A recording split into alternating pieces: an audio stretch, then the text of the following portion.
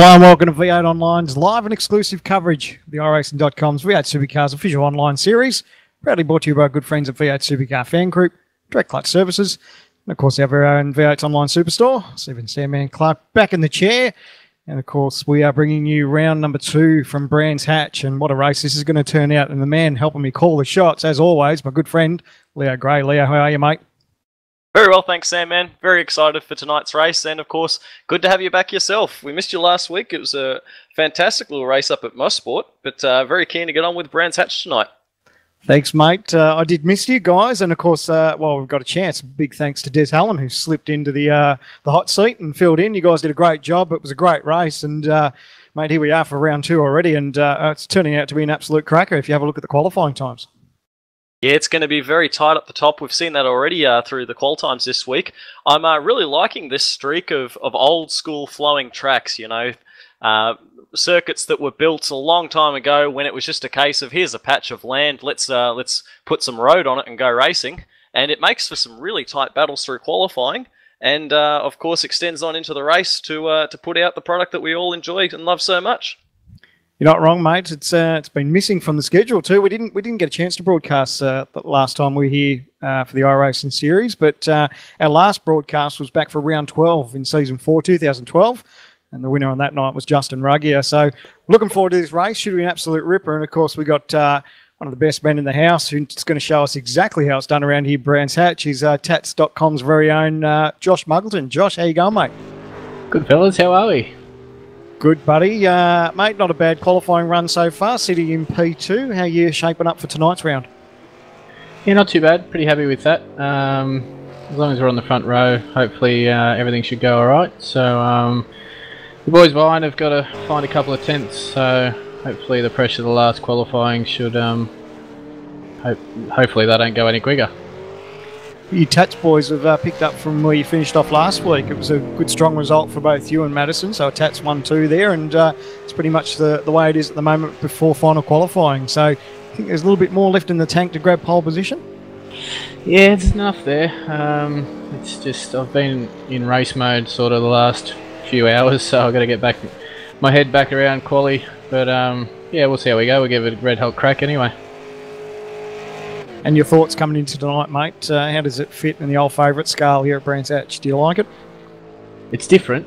It's it's different. It's challenging. It's got bumps, it's hills and tight corners, and yeah, it's different. I don't mind it, but yeah, it just takes a while to sort of get your flow around here, and if you lose that sort of rhythm, you've got a few corners to catch it back up and cool the tyres down. So yeah. It's different. All right, mate. Well, we've got you on screen, mate. We'll hand it over to you, and you can just show us just how it's done for a lap around Brands Hatch. Alrighty. Third gear for the last corner. Short shift to fourth, just at the apex there. Try and keep the car as straight as you can. Down the straight, which is really a bend, but looking for the 150 mark at a break. Back to fourth gear, try and make that apex. Feed the power on so you don't slide. Up to fifth briefly before back to second and hard on the brakes. Stay in tight and try and limit the wheel spin on exit. Third gear, fourth again briefly, back to third. Just trying to keep it flowing, keep the momentum up. Keep it straight. And this is an important corner for your run onto the back straight. Try and get a late apex on the power nice and early, and just chase it all the way to the limiter. We'll get almost to the top of sixth gear, back and forth with this right-hander, brake nice and late, sort of dance it in there, keep it stable, back to fifth, fourth, and just balance around this double right here, try and keep it straight, fifth again, back to fourth, turn it in nice and early, use the curb, balance the wheel spin, back to third again, nice and tight. Get out of there, not too bad. Fifth gear, back to third again, short shift to fourth. Get on the power hard, and bring her home. Simple as that. That's not too bad for a broadcast interview. It's not an offence, so Yeah, 26-6. yeah, it's all right. Now we look forward to this one, mate. It's been a good start, obviously round 1 of the championship. It's been a good start for both you and Madison. The Tats cars 1-2 and strong results so far at the moment. And you know, touching on you were touching a little bit on off air about last season. It was a great last season for you, and it's good to see that you still got the pace on board. Yeah, we'd like a little bit more. Yeah, we're on a pretty big roll last season, and obviously got interrupted in that with the wedding, and that flow sort of got broken down. But yeah, we'll build back into it again this season. As long as we're sort of up there the first few rounds, then we can build from there and hopefully start taking wins and getting the points in the bag. Well, mate, final qualifying isn't all that far away, so we'll let you get away from us and you can go get your headset ready for that. But we appreciate you stopping by here at V8's Online, mate, and all the best for tonight. Not a problem. Thanks for having me. Cheers, buddy. See you later. So there you go, Josh Muggleton from Tats.com Racing over at TTR, and it's great to have these insights. We say it all the time, but it's really good to get you know, the mindset of these guys when they're putting down a hot lap, and it's really important to sometimes listen to these guys to see, you know, how they attack these racetracks, because all these corners, especially here at Brands Hatch, there's so many different turns with undulations and bumps and everything else. The thing as well that it's difficult to see from the cameras, but the drivers all know, is the number of blind corners that you have here.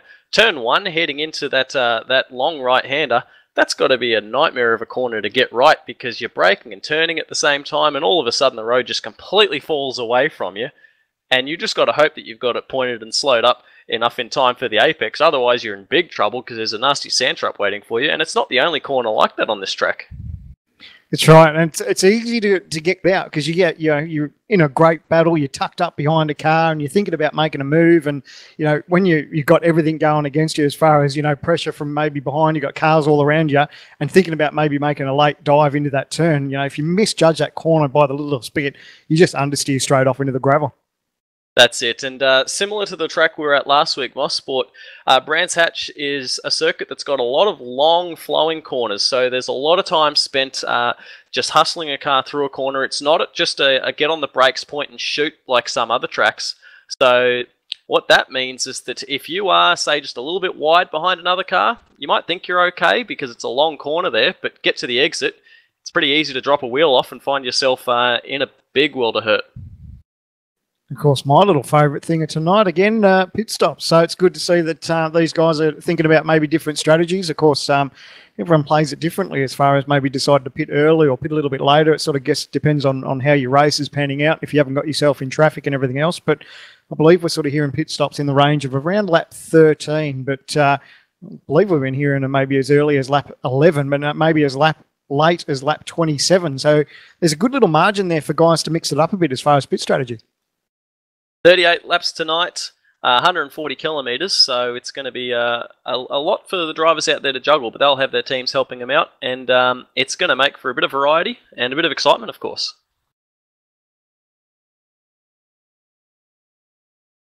Of course, last time we were here, now I've lost those results. So, Leo, you got those? I know we were talking about the last time we did a broadcast here was Justin Ruggier. So that's right. Last time that we, well, the last winner out here was Madison Down. If I'm remembering correctly, that was a race that we didn't broadcast, but that's one that helped vault him back towards his 8th championship, his 8th title there. That was towards the end of last season, and so you can see that the TTR team, the Tats.com boys, have taken where they've left off from the last time we were out here, because those two 1-2 at the top again. I do love how there's so many different mix of corners and, you know, the undulations and stuff. A lot of people sometimes think that, you know, when we hit to Brands Hatch, there's there's 2 different layouts as far as, you know, there's a shortened version, but I do love this long extended version. It sort of, you know, gives a lot of opportunities to pass, especially down those long straights. That's right. It is, of course, also a former Formula One circuit, and I always do enjoy seeing these big V8s at tracks that they, of course, maybe aren't quite used to or quite suited to, but of course, also great to see these classic circuits playing host to a number of our races here. And speaking of circuits, we've got not a bad lineup this season. Of course, Brands Hatch on the cards for tonight, but next week, a little bit of a favourite of mine, old Watkins Glen. We're using the cup layout too, so that always provides a little bit of excitement when the guys have got to try and rip as fast as they can through that back chicane. And of course, then after that, we head to Road Atlanta, Montreal, and the big one, Bathurst. Can't wait for that one for round 6. And then, of course, we head to Mid-Ohio, Sonoma. So that's an interesting one, too, to throw in the version of Sonoma. So enjoying that one. And, of course, we head to Phillip Island for round 9, Road America for round 10, Okayama, and then the big grand finale at Oran Park, just the way it should be. Yeah, it's going to be a varied schedule. You see a lot of different race links there. Next week at Watkins Glen is going to be a short and furious sprint, 23 laps only. That one's going to be over in a heartbeat, and I can tell you that the intensity is not going to let up the whole way through. Bit different from tonight, 38 laps, a pit stop involved there, so it's going to be a lot to keep the drivers on their toes. Keep another man on our toes is over around Reece Gardner. He'll have his work cut out for him, so we'll hopefully catch up with him a little bit later. But, of course, championship standings, it's only round 1, of course, but still a lot to play out as this season goes on. But as we touched on, it's been a great start for the Tats drivers. Madison Down, Josh Muggleton second in the championship. Great run from George Maris last week. It was really good to see him up there, really harassing the back of Muggleton. And I think Muggleton was lucky there a couple of times because Maris really did have pace on board. Oh, there was a massive fight for second there. You had Ruggier and Emerson sort of having a bit of a quiet race compared to some of the others that we saw, but that fight down 6th and 7th with Lee Day, Chad Chastain, and I think Dean O'Brien was in there as well. That was a monumental fight that lasted for pretty well the whole second half of the race. So a lot of guys have had their work cut out for them. It'll be great to follow just how this championship picture changes throughout the course of this 12-week season. Of course, my man of the match was Bo Cattell. He had a brilliant drive. He had his moment there in the opening laps and was pretty much dead motherless last, and to come through and finish as strong as he did, for his first drive with ANZ Motorsports, that was a brilliant run, and definitely give him man of the match for last week. That was great to watch. Yeah, good to see him getting off on the right foot, well, finishing the race on the right foot, and he's taken up where he left off for qualifying this week. Currently sitting 9th on the charts is Bo Cattell, so he's got to be happy with that one. Of course, we're only minutes away from final qualifying, and anything could happen there when the grid changes. Yeah, we'll briefly touch on qualifying before we get to the final 20 minutes, the last chance for these positions to change. But at the moment, it's Madison Down leading over Josh Muggleton. John Emerson in 3rd. Good to see him bouncing back. Wasn't probably the best of runs that he had last week. Oh, actually, sorry, I've got different stats there. So it's Justin Ruggier in 3rd. But I don't know if you've got those results there in front of you. Yeah, Emerson 4th, Maris in 5th. So continuing on from his strong run there, we've come away with 3rd position.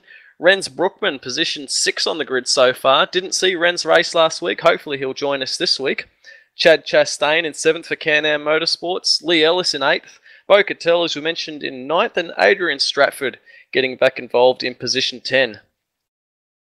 How good is it to see Chad doing as well as he is too? Of course, he does it tough. He has to get up at awkward hours of the night and to take part. Of course, he's a strong contender over at the V8 Americas series, but it's good to see him mixing it up with the front runners too in our championship, considering what he has to go through with his body clock and everything.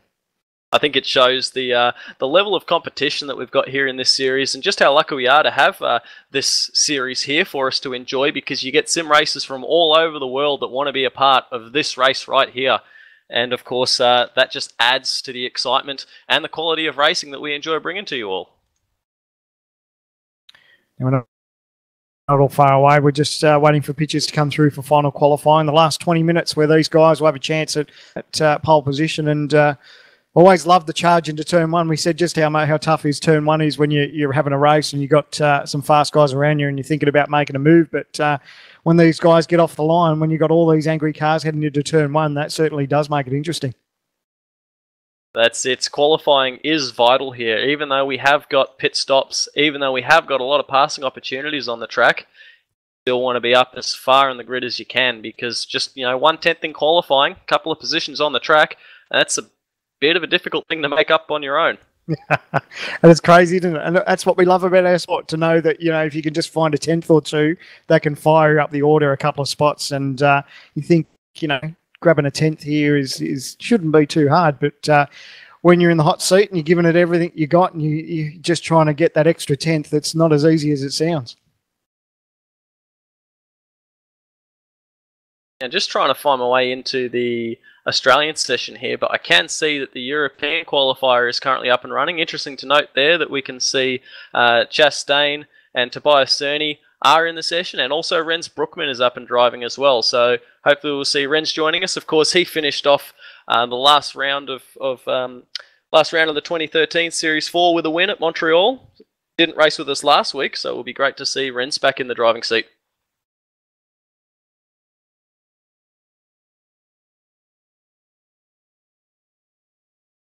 So just bear with us. We're just waiting for just to come through for final qualifying.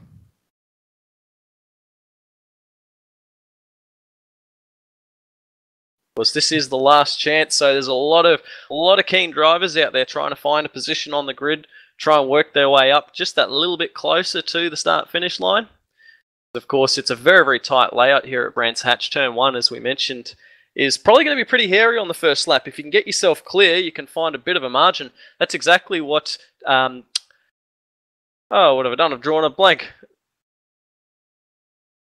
Madison Down. Gee, how terrible was that? That's all right. Exactly what Madison Down was able to do last week at Mosport. Similar setup there in a very tight turn 1. He got the jump on the field, left Justin Ruggier and Josh Muggleton side by side for a couple of corners, built up the margin that he needed, and that really set up the rest of his race from there. So this qualifying is going to be so important for that first lap, first corner, which can set you up very strong for a race.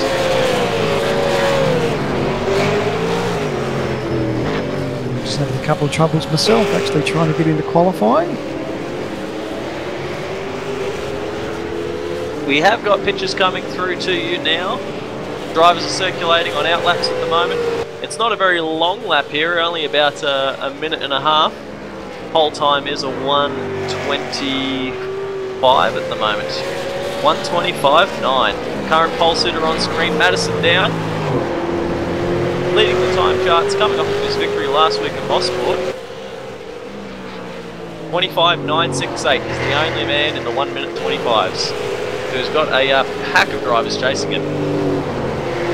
Always helps to go into the next round when you've had a great result. You know, you did everything right last week, grabbed pole, and then took away the win. So, you know, where he finds himself at the moment, currently in pole position. So, breathing a little bit of sigh of relief, but like we talked about, there's not a lot in it for qualifying, and a 10th here or there it can, you know, can change things in a big way. So, we'll just have to wait and see how this all unfolds.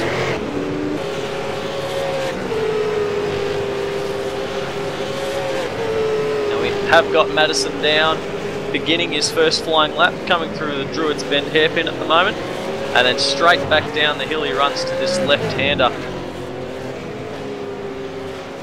The long little corner there's a lot of AstroTurf you can use as a runoff. Teammate lets him by nicely, and then this important run down the long back straight.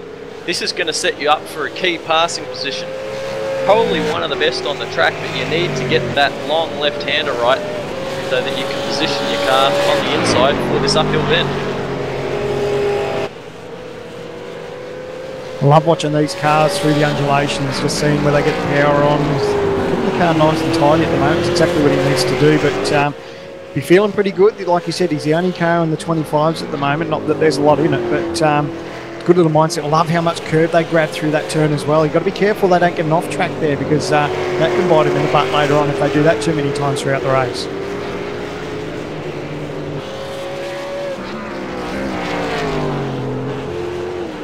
Doesn't look like Madison Down is going to better his lap this time by. Still a pretty strong second sector in the middle of the lap. Going to cross the line at a 1:26.6. We're of course just getting started. There's still 15 minutes of qualifying to come.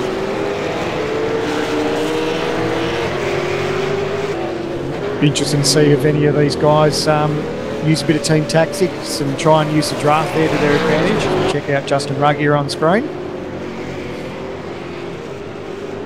It was a great new livery for the guys at ANZ with Tag Best Management on board. It's great to see some different colours out there. It's one of the best bits about I love about a new season is the different paint schemes, and sometimes drivers move to different teams. I think it's great. A little bit of a moment there for Ruggier, and he's going to abort that straight away. Fantastic looking cars though, these ANZ Tag Best Management vehicles. Looking forward to seeing them at the front of the grid. And speaking of, Here is their newest recruit, Bo-Catel, starting a lap. Yeah, man of match for last week. Great drive. Really enjoyed that. One thing I don't enjoy is missing time out of the commentary box. Unfortunately, had to work, but it was good to kick back and watch the broadcast and just see how well Bo did. It would have been kicking himself for that early mistake, but he really bounced back well and carved his way up through the field and of course took that advantage of having an early pit stop. But really worked out well for him. I'm sure he's going to take that on board as a strong learning moment. Just to say, hey, I've made a mistake, keep your head down, push on with the job and see if we can make a result of it. I think he did even better than that. So, yeah, well done to him. I think he's going to carry that on and take it as an improvement. A bit of a slide heading into that uphill right-hander. It's exciting to watch how these cars dance about this circuit because, of course, it's not an easy place to hustle that supercar around. Currently, his first sector wasn't too bad, pretty reasonable. We'll see what his splits are when he comes up through the second sector as he cuts through that curb. Maybe a little bit times down a fraction. He's only got one more turn to go and come across the almost straight, if you call it. A little bit of a you can call it a home stretch. Dog leg. Bo-Catel, of course, P9 on the timesheet, so 126.599 to beat 598. Oh, he did. He beat it. 598. How's that? It wasn't a lot, but he did it. So good job. Congratulations, Bo. Improvement of 1,000th of a second.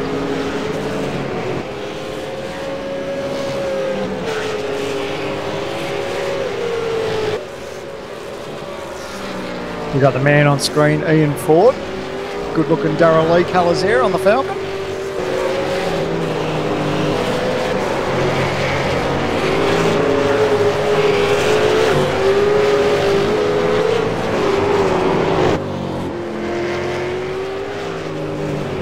Oh, big cut there. So he's at a moment and that'll obviously cut his time there. See if he can go on with it, whether he'll gather himself up or if he'll abort. Looks like he'll abort.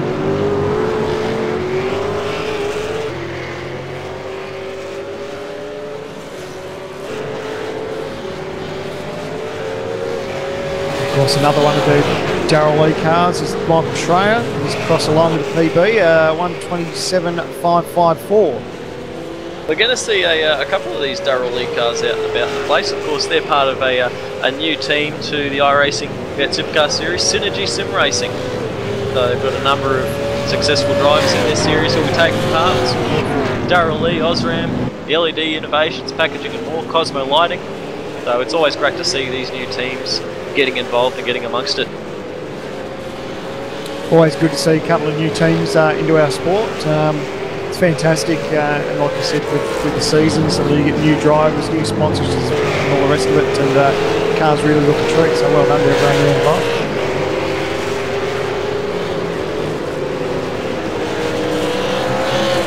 There we got Josh Munton on screen. Oh, a little bit of a wiggle there out of the turn. Oh, he was on it. He's going to abort.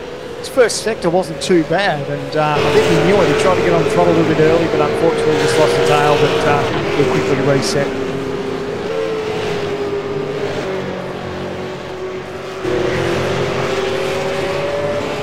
There's a man that was behind him who was also on a good first sector, Adrian Stratford, the Mitch McLeod Designs Falcon. Interesting to see what his times are through this. I love how those guys cut that corner. You guys are going to be sick of me saying that, but I love how the cars the guys how aim it and just trying to get two wheels and try to be as hungry as they can through that corner to grab whatever they can. I can't get sick of that, Sam, man. It's one of the highlights of this circuit, I think. Of course, Stratford just pulling off to the side of the road, probably with an off track there. He'll get straight back out into it.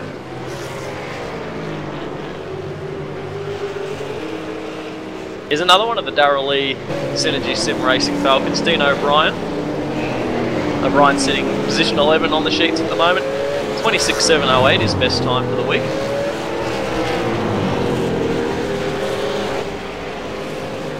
Very easy to slide the car about through these corners because of course a lot of them will change camber in the middle of the corner. And that was a perfect example of it. And some of them of course even fall away to become a bit of an off camber, which is a very uncomfortable thing to find yourself driving through.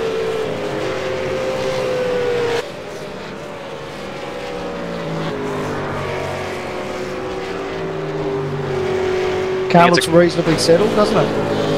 Yeah, looking tidy. Just had that little bit of a slide through the left-hander at the bottom of the bowl there. Ran a little bit wide, caught the dirt whoever on exit. Sorry if that was us, Dean. Might have put the motor on him. Still got some time.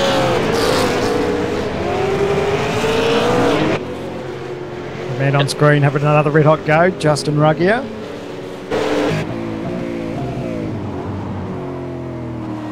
Good chance to actually jump on board the Tag Pest Management Falcon at ANZ Motorsports and see what sort of lines he runs through. It's really good to see how some of these guys attack the turns. A little bit wide, can get away with running wide off there. It doesn't give you an off track as long as you don't go too far. Keep an eye out below in these corners. This is another great example. You can't see anything towards the exit, the barriers on the left, and then the crown of the road makes it very difficult to judge the exit too. Trees everywhere through this section, so again can't see the whole corner. It's one of the things that make these classic circuits, I think, so significant. It's such a great challenge for the drivers. Yeah, it's something that we've lost a little bit with some of the newer circuits of today. You know, you don't get a lot of undulation. I guess the biggest undulation we've seen in recent is probably Circuit of the Americas, where you've got that massive incline up to turn one. And of course, there's a little bit more undulation through the rest of the circuit, but it's something that we've lost with a lot of the new circuits, unfortunately.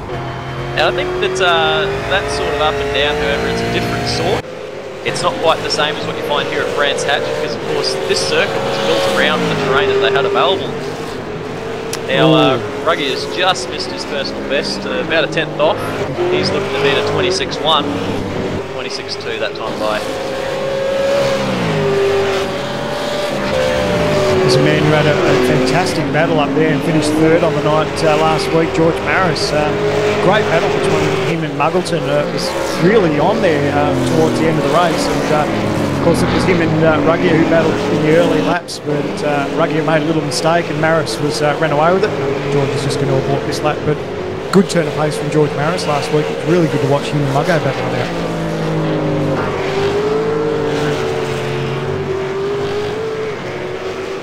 Have a look at Scott Uran on screen right now. Another one of the ANZ Tag Pest Management cars.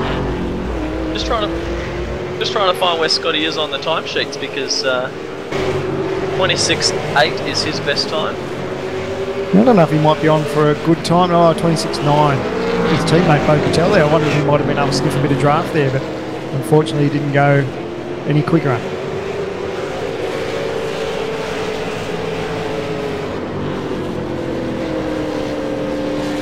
Of course, you will get a little bit of an advantage from a tow, but I don't think it's as critical here as it is at some of the other circuits that we go to, tracks like Watkins Glen or Road America. Of course, with the gaps through the field, we'll try and get any advantage that you can. But I think that the most important part here is just getting those long forms sorted. So much time to lose in the list. Now we're checking up Muggo. So he's lit up the screen for this first sector. He's got a little bit of traffic here to contend with his teammates get to away. So he needs to see what time he can punch. He's only got one more turn to go. Can he beat this driver at 25 for what we see? Comes across the start finish line. So what are you been in position so far this week before he punched out the clocks? The 26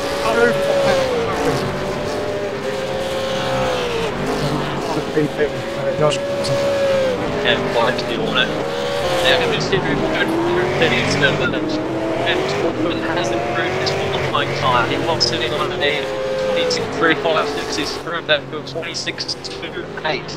So by my count, that's going to leap past George Maris at the very least. So as you say, this is going to be seen to be actually at the race.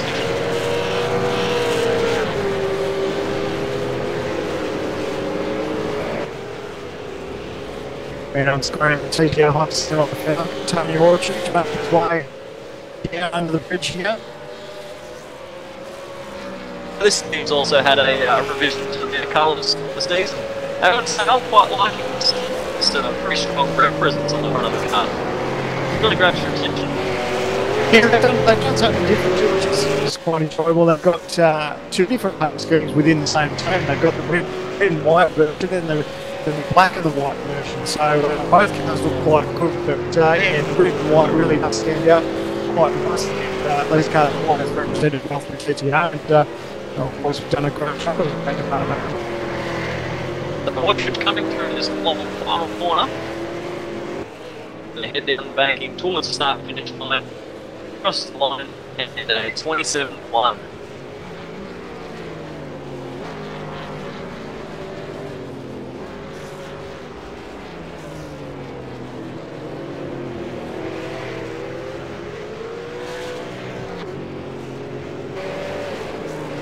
Not long left in the session at all, just on 3.5 minutes remaining until the checkered flag is flown. So we're seeing it looks pretty difficult to find some time out there. Of course, this is not the easiest track in the world to nail a lap on. It's not a lot of corners by the corner count, but it's still very, very hard to get each one of those right. I don't think there's a single piece of this track that you describe as being simple or easy.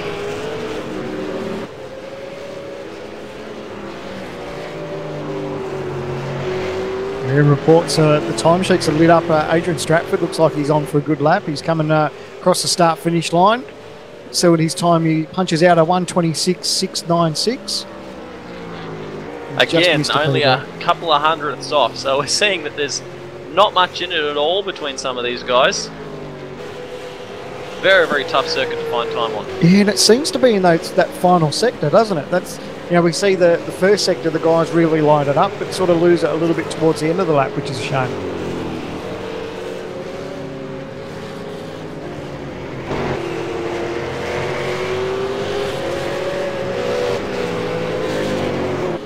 So a couple of cars now just on out laps and trying to find their feet as this session almost comes to a close. We've got 2 minutes 10 seconds left.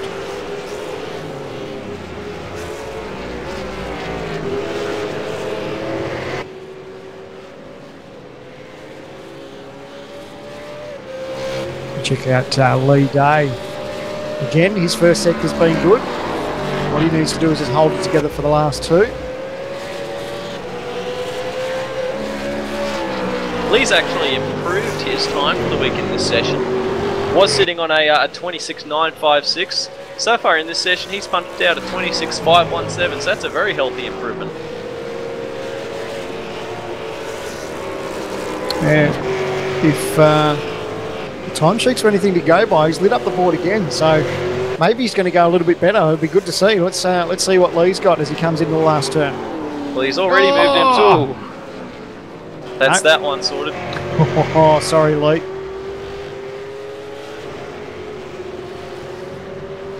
There are times changing in that European service still, because Tobias Cerny's on for a PB here. He's punched out a 26.70. That will have, by my count, moved him at least 2 positions.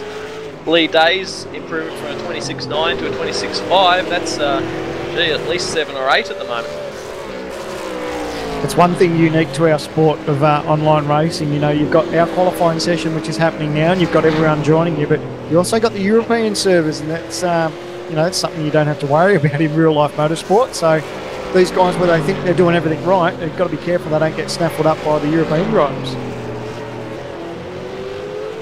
30 seconds left in the session, and Ruggier, who was out to start a flying lap, I think has maybe got himself an off track. He caught a bit of the dirt thrown up. There's not going to be enough time to set another lap at the end of this one. So he's got to hope that hasn't hurt him, but he's pushing on. Yeah, I was going to say, it looks like he's going on with it. So, but again, there's no point of resetting because he's not going to make a lap anyway. So maybe he's either still on it or he's just going to see what he can learn anyway. But fingers crossed he hasn't thrown that lap away. And so with that, the session is now complete. Flag is flown. Drivers will complete the lap that they're on, and that will be qualifying sorted for this race at Brands Hatch. Nice little wiggle as he gets the power down in the Falcon.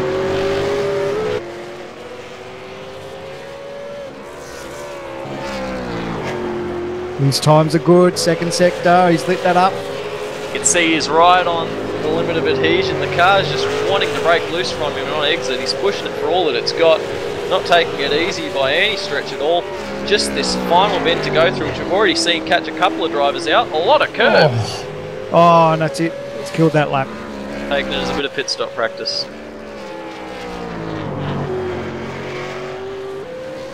Oh, Muggo! We heard that he was quick. We were going to watch Ruggier finish his lap, but Muggo's just popped onto the screen and had a massive slide. Nearly looped it twice in 2 corners. Yeah, he's having big moments. He's having a major slide again through the last turn. I think he's just having a bit of fun now. He's thrown this lap away, unfortunately. We'll see what he does when he crosses the timesheets. It's going to be 26.9.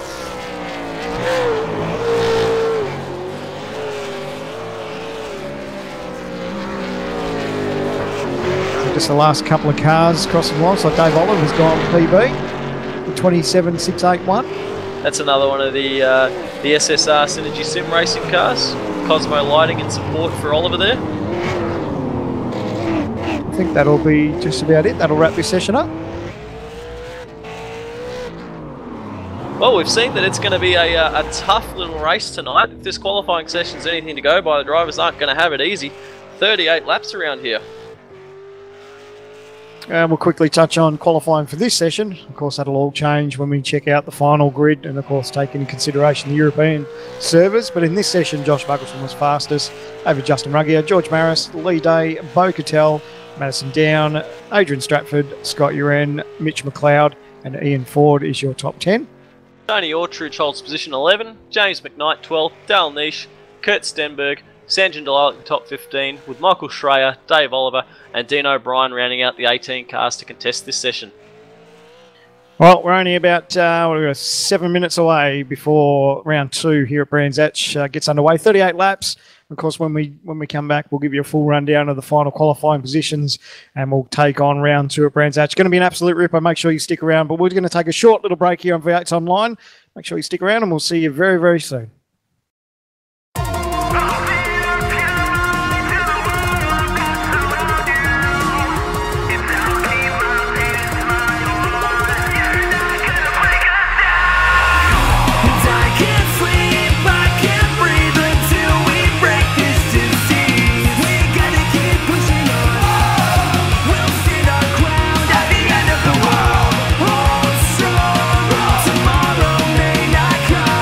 This is the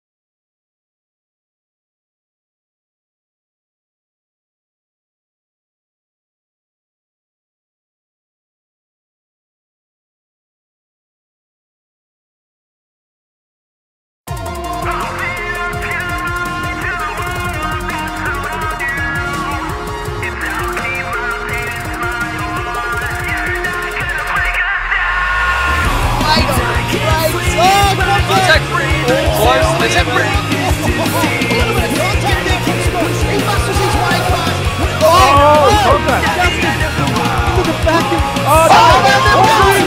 Muggleton just has to cross over this crest. He will cross the line and will win the championship.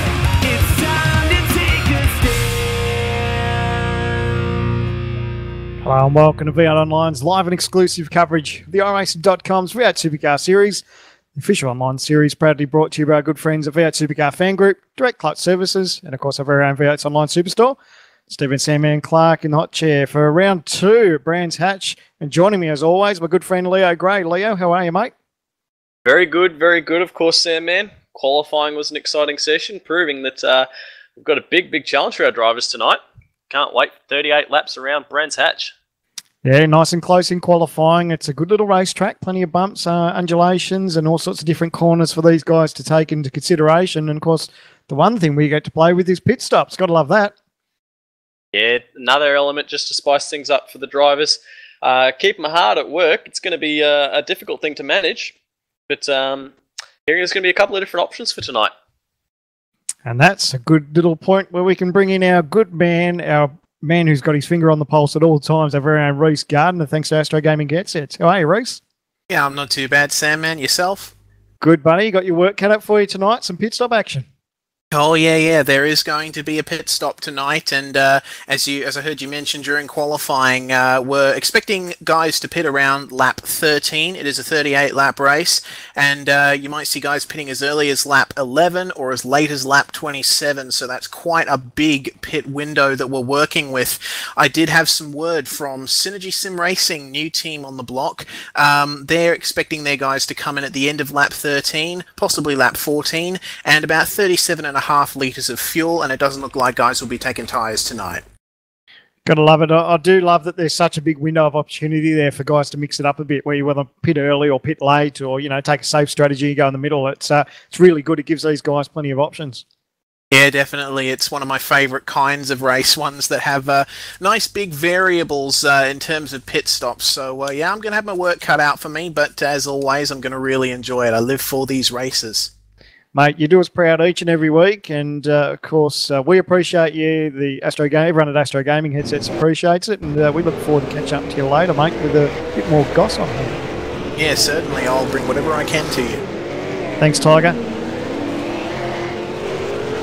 So, ripper of a race, Brands Hatch. Really looking forward to it. 38 laps. These guys are going to have their work cut out for them. Great little racetrack. 3.7 kilometres in length, just over 140 kilometres for these guys for race distance, and 9 turns. That makes for some pretty interesting racing. Yeah, very difficult track to pass on. There's a lot of blind corners, a lot of ups and downs, campers to take into consideration. So you're going to have to be on it the whole 38 laps here, because you're going to have a lot of pressure from in front and behind, I expect. No room for error at all, but that's what's going to make such a close race tonight, I think. Now, of course, championship standings are pretty much which reflect race 1. It was a brilliant race last week. You had the pleasure of calling that, and we're seeing a bit of a Tats 1-2 domination at the moment. Hopefully that all changes tonight. Well, it was an exciting race to call, an exciting race to watch, and as you would have seen, it wasn't just all Tats.com. Yeah, they had it there at the front, but there was a lot of extra action happening throughout the rest of the field. It's very tight as things go along there. Madison Down and Josh Muggleton are 1-2 in the points right now, but a long way to go and a lot of points still on hand, of course. If we go through the rest, George Maris in 3rd, Justin Ruggie in 4th, John Emerson in 5th, Lee Dane 6th, Chad Chastain 7th, Bo Patel in 8th, Dean O'Brien 9th, and Scott Uren in 10th. And of course Tobias is only 11th, Chris Stone 12th, Samuel Collins in 13th, Ian Ford 14th, James McKnight 15th, Jared Filsell in 16th, Dale Nish in 17th, Sanjin Galactic in 18th, and a bit of a tie there for 19th. Josh, haven't got that one. Josh, I'm going to butcher his last name there. And Nigel Baines there in tying out for 19th. So good little championship battle, but early days there because so much can happen in 12 weeks. And of course, don't forget to think about your drop rounds as well. Now, of course, we had that qualifying session, 20 minutes, and that's set the grid for tonight. Why don't we have a run through that one, Sam, man? Yeah, great qualifying run. The OB in the 5s is Madison Down. He's got a competition over his teammate Josh Muggleton in second. Just here in third, John Emerson in fourth, Brooks Brookman in fifth, George Maris in sixth place, Chad Chastain in seventh. In eighth, we've got Lee Ellis, Lee Day in ninth, and in 10th place, Bo Cattell. Starting out at position 11 is Adrian Stratford, Dean O'Brien, P12, Tobias Cerny, position 13, Scott Uren and James McKnight, top 15, Mitch McLeod, Ian Ford, Sam Collins, Kurt Stenberg, and Sandy Delisle in the top 20. And rounding out the last two spots in tonight's race, Michael Schreier, Richard Hunter. So, absolute pearler, 38 laps. It's going to be great to see how all these pit stops unfold, and it's going to be a great battle into turn one. Nice little drag race there. Oh yes, Paddock Hill Bend. That's going to be a very tough fight for the real estate that's there, because there's not a lot of room, not a lot of road to fight for, but you're going to have to be right on line. You're going to need to leave a bit of space for the drivers around you on that first lap, because it's going to be a hot spot. Hard to pick a winner for tonight too. Of course, at Madison Down, Josh Muggleton, but Justin Ruggier, a nice bounce back from him. Probably wouldn't have been as happy as he would have been last week. Just fell off the pace a little bit and let Muggleton and Maris run away a little bit in front of him. But it's good to see him up there, and of course John Emerson up there. And as we said, Renz Brookman's made a nice gain in qualifying, and again George Maris's run last week was sensational. I think anybody in that top 5 on the grid is a threat to win this race tonight, and there's still a handful of guys from there on back that are going to be there or thereabouts, so this is exactly what we want to see. Can't wait, bring it on. This start is going to be critical. So all the drivers just preparing themselves, lining up. Of course, really interested to see how they go into turn one. Hopefully there's no carnage, everyone gets through nice and clean. You can hear the revs are starting to rise for round 2 of the iRacing.com's V8 Supercars official online series here at Brands Hatch. A drag race into turn 1. It's a great start for the Tats guys. A little bit sideways there for Justin Ruggier. He's going to find himself with some trouble. He's got John Emerson behind him, and of course Renz Brookman's coming into the fold as well.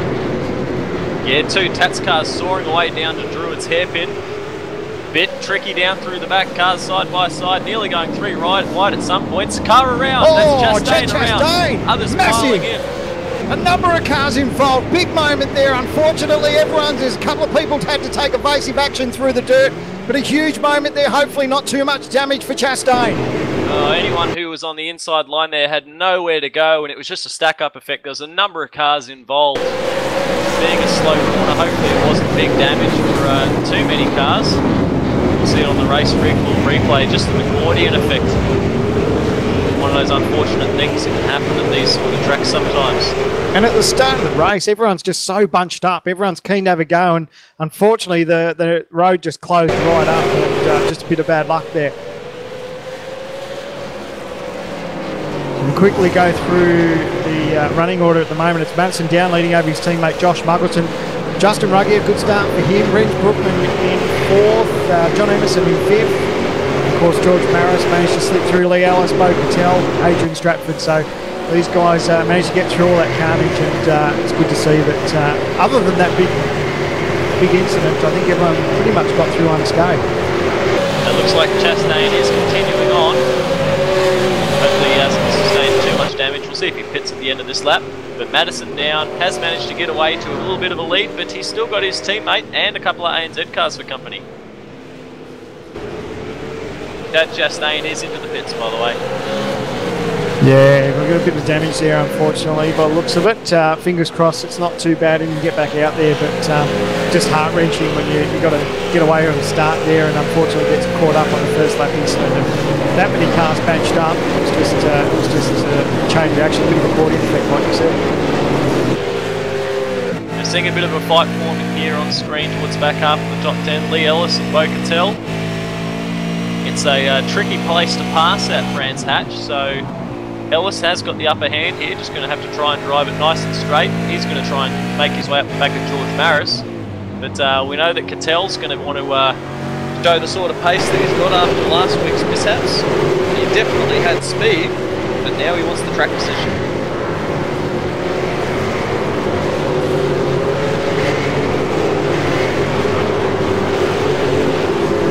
A number of guys just starting to get into a bit of a rhythm. John Emerson and George Maris here. These guys just a little bit of a margin to Brookman, but nothing to worry about at this stage. early laps, plenty of time to get the job done. 38 laps is a long way around here, and of course, everyone will take to start thinking about pit stop strategy too.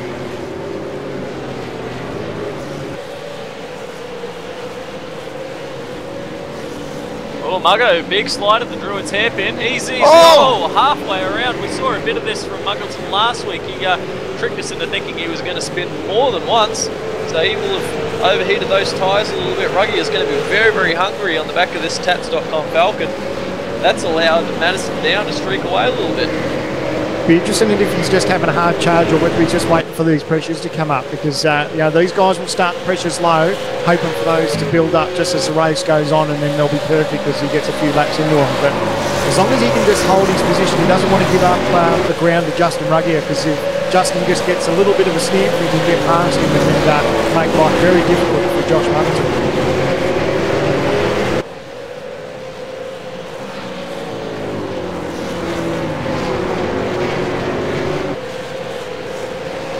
Muggo again having a little bit of a moment.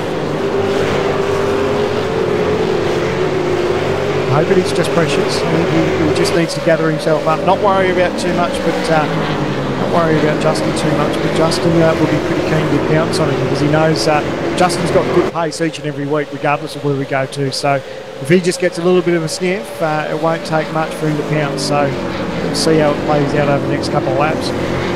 Madison down was able to open his gap that last time by about 7/10 of a second. So Ruggy is not going to want to see that. How good's this battle back here between Lee Ellis and Bo Cattell? These guys are nice and close and not too far behind them. A couple others got Adrian Stratford and Tobias there, Tobias Azerni as well. So, but these guys are a good little run. Now, unfortunately, whilst all that's been happening, Dean O'Brien's pulled into the pits. He's going to be out of the race. Hearing that was from contact earlier in the race, so unfortunately O'Brien has retired.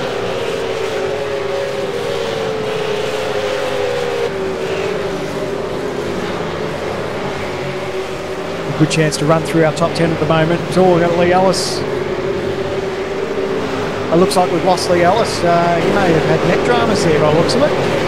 I can't find an incident. He's on track 1 minute, and then he's just completely dropped from our monitors. No, he's back. He's back now. So, geez, it's heart and mouth stuff too. You've got to feel for Bo Cattell, who's trying to have a decent race and doesn't want to get too distracted by the dramas of Lee Ellis. But hopefully that holds true for him for the rest of the race and doesn't cause him any dramas. It's scary when it happens for that long. It seems like there might be a bit of iffiness out there. We've seen Maris having a bit of a skipping issue. It's still continuing on as it seems now. So I was going to touch on the top 10 as we start lap 5. It's Madison down, Josh Muggleton, Justin Ruggier, your top 3. A little bit of a gap back to Brens Brookman in 4th, John Emerson and George Maris starting to close up that gap there for 6. In 7th, you've got Lee Ellis. In 8th, Bo Cattell. In 9th, Adrian Stratford. And rounding out in 10, Tobias Azerni. So we see that there isn't really any sort of big breakaways here at the moment. Most of the pack is separated by about half a second here or there. Everyone's sort of holding station. That is the nature of this racetrack. You need to get a bit of a flow up. You can't afford to find yourself offline. I'm just having a look at John Emerson at the moment, the TTL good game forward, putting a bit of pressure on Rens Brookman, who looked like he slid a little bit wide a couple of corners ago.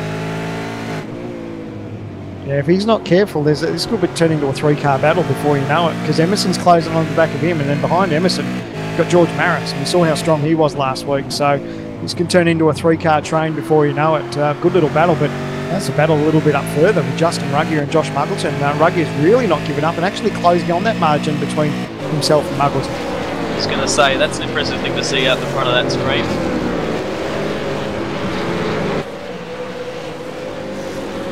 The Ruggier putting pressure on to Muggleton heading into the Druids hairpin, only about a car length separating them out into that corner. Muggo doesn't look like he's sliding about as much as he was before, but Ruggier definitely has pace at the moment. Yeah, that tag pest management Falcon is looking the goods. It's looks like it's fairly tidy under power. He's getting the power down nice, and it's just He's hanging true there. I think if he just stays in touch with Muggleton, of course he's got his pit stop to think about, so that strategy may change depending on whether he thinks he's got more pace than Muggleton at the moment. So it'd be good to see how this all plays out. Really hoping for a strong charge. It'd be good to see a nice bounce back from Ruggier after last week. Now, the lap times that time by were an interesting thing to look at because it's very, very close to the top 5, only about a tenth of a second separating from that. It's Muggleton drops a wheel off. That's going to let Ruggier close up a little bit. Oh, a little bit sideways again too. Love it. The fastest man on the track that time by, though, was actually George Maris. It's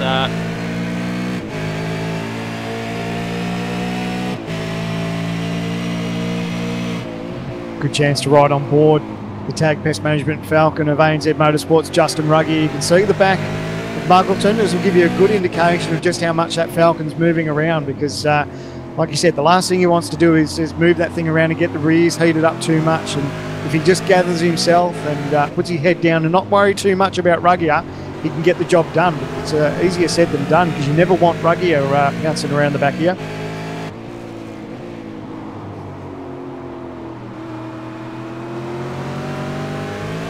Unfortunately, I think we've got a driver that should be in this race but got caught up in an early instant. It's Chad Chastain, mate. Are you there?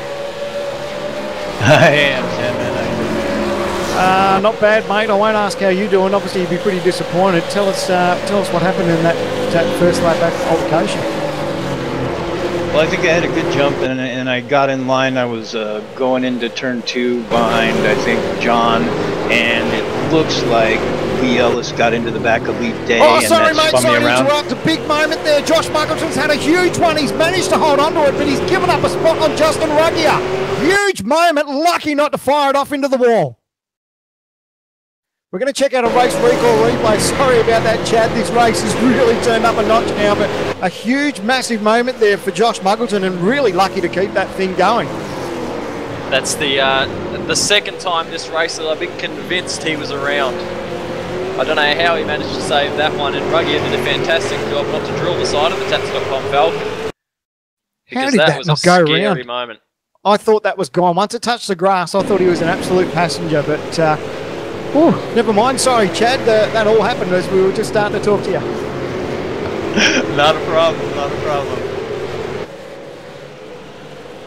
So again, it was just a little bit of contact coming into that corner.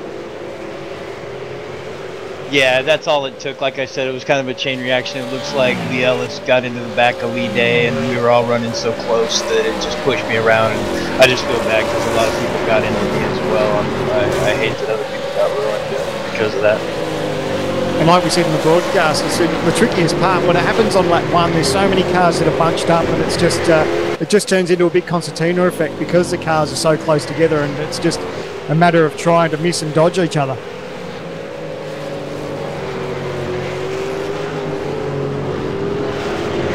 All right, well, we might let you get away. Oh, looks like Josh Muggleton's had more dramas. Looks like he's had an off-track penalty. He's had to slow down, so he's given up positions.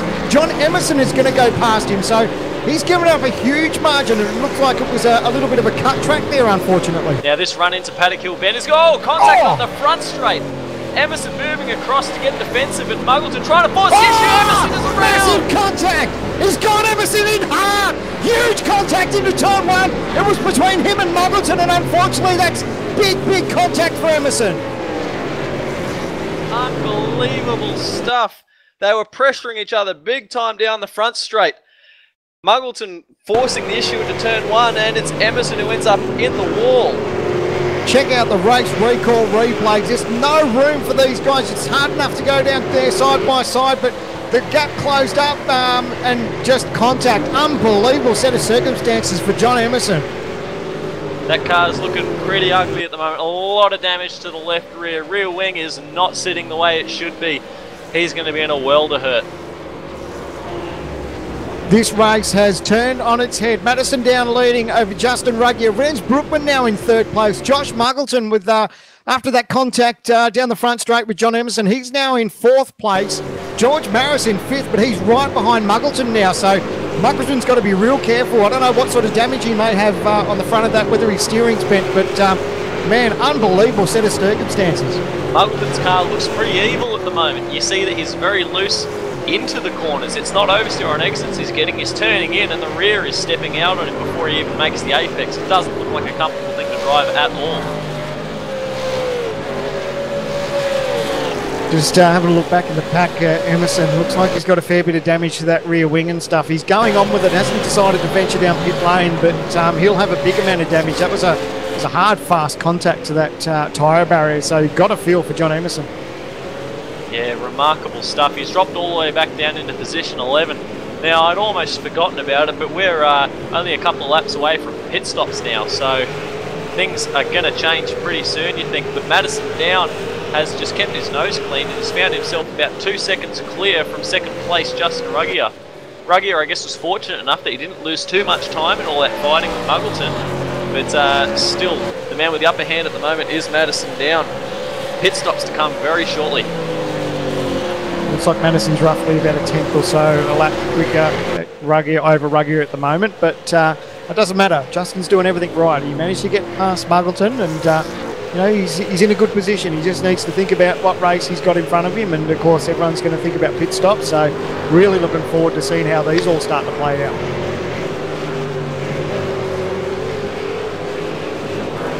This fight for sixth position now is still raging hard as ever. Lee Ellis position 6, Bo Cattell position 7. They've been at it for since the drop of the flag, it seems. It was a tough place to make a pass on. We see a couple of different lines through this final corner. Cattell hasn't let Ellis out of his sights. Yeah, and the option that Bo has up his sleeve is he can think about an early pit stop. If he can get that done before Ellis, there's a good chance he'll get the job done on him. So good action here with Mitch McLeod and Emerson as well.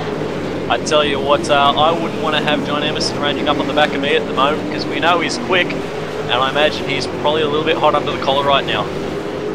Yeah, and you can't blame him. It's unfortunate the contacts happened, but John's doing a good job. He's now sort of knuckled down. He's still got good pace, and really good to see that he's still having a red hot go with the amount of damage he's got to the back of that Falcon.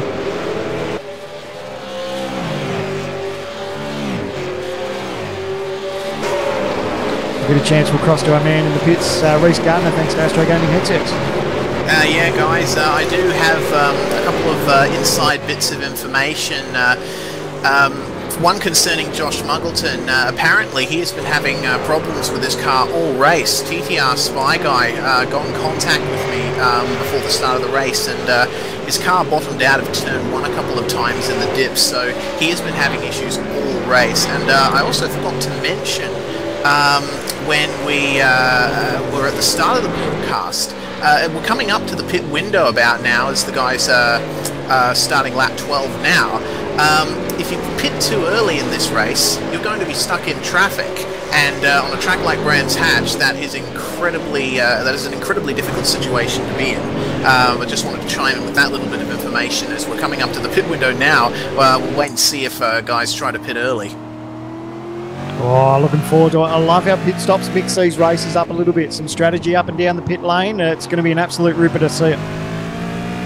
It almost sounds a little bit Formula One, you know, knowing that you can pit but needing to find a gap in traffic, because as we look through the field out there, there's not a whole lot of gaps. We see Lee Ellis and Bo Cattell still fighting at the moment, but just behind them we see it's just a train of cars.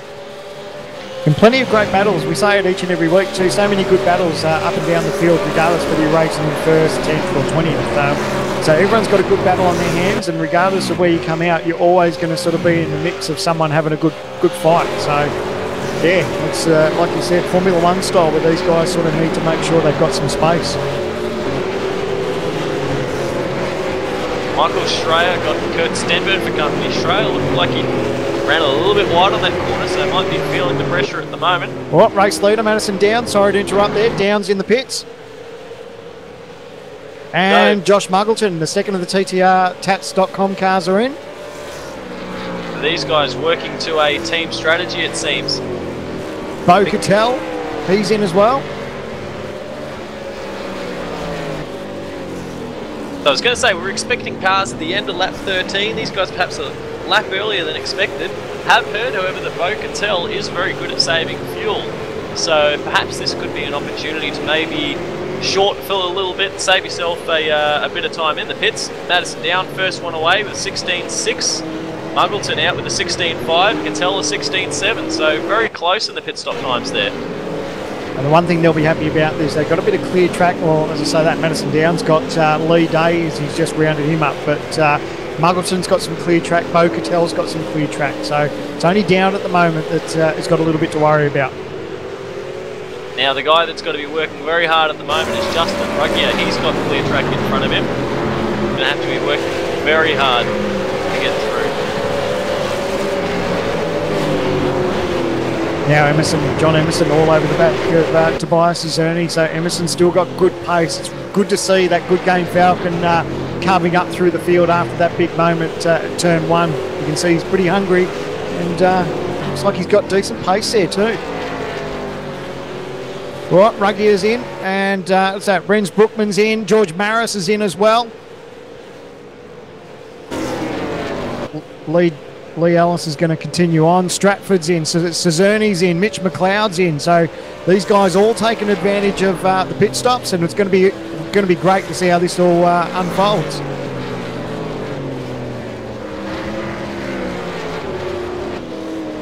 Look at how many cars are in the lane. Bit of a traffic jam in there. Love it. So Down's gone past the exit of pit lane. Renz has got a big jump. Looks like he's going to come out in front of Josh Muggleton. It's going to be a good drag race into turn 1. Great pick up there from Renz Brookman. Muggo with the pace right now. He's running hard into Druids. Oh, he's having a look up the inside. Can he get the job done? He's got the warmer tyres. Oh, a little bit of contact. Contact again. Muggleton's made contact with Brookman. He's held onto it, but Brookman's going to hold the position. Not over yet. Oh! Muggleton comes back on him. Crossover move and he takes the position. Fantastic bit of driving. We'll cross to Reese in the pits as it's all unfolding. Yeah, guys, just as that was happening, I found out from the ANZ garage, Justin Ruggier actually got an unsafe entry pit penalty. That's why Brookman got the jump on him. Oh, big thanks to Astro Gaming Headsets. Wow, he must have just cut that line on pit entry, so that's cost him big time. Yes, I can see here he's coming up behind Tobias Zerny. Tobias was running back up the top 10, so that's a major drop in position for Justin Ruggier. We were so excited about the Brookman battle. We missed Ruggier having that penalty, so man, unfortunate. It just goes to show how much this race can change. It didn't take much, but unfortunately got that penalty, and that's cost him big time. So this time by Ellis. Oh, Ruggier. Oh no, Renz. I'm terribly Ellis, sorry. Uren, McKnight, Schreier and Stenberg into the pits. Only leaves 3 cars out. Surprisingly, one of them is John Emerson. He's pushing very hard at the moment. Obviously, he's running an alternate strategy here to try and just stay out of traffic for as long as he can. So I imagine he's going to run this TTL Good Game Ford dry and then bring it into the pits.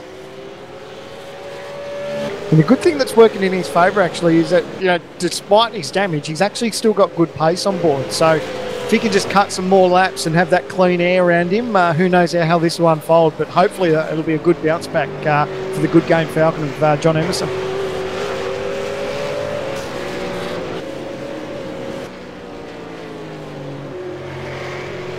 So having a look at the board, it looks like Madison Downs got himself about a 6-second gap over Josh Muggleton.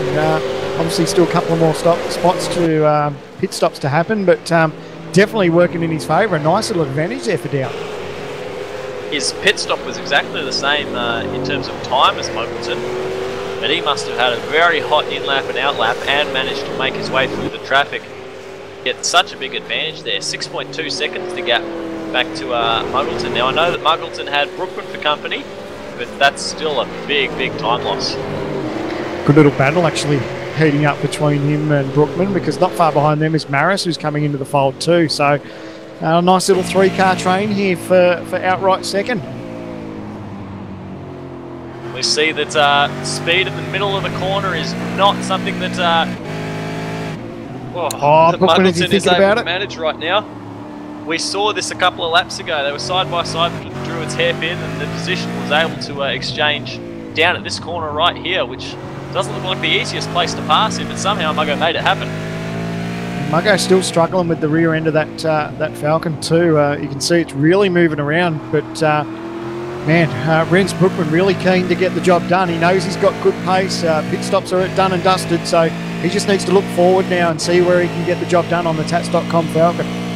Now, of these two cars on screen, they're going to have to sort something out pretty quick because George Maris is coming in pretty hard. There's nothing in it through these two through these turns. Maris was a second quicker than Muggleton last lap by. Hearing reports that Lee Day is now back into pit lane for the second tour, so don't know what quite happened there.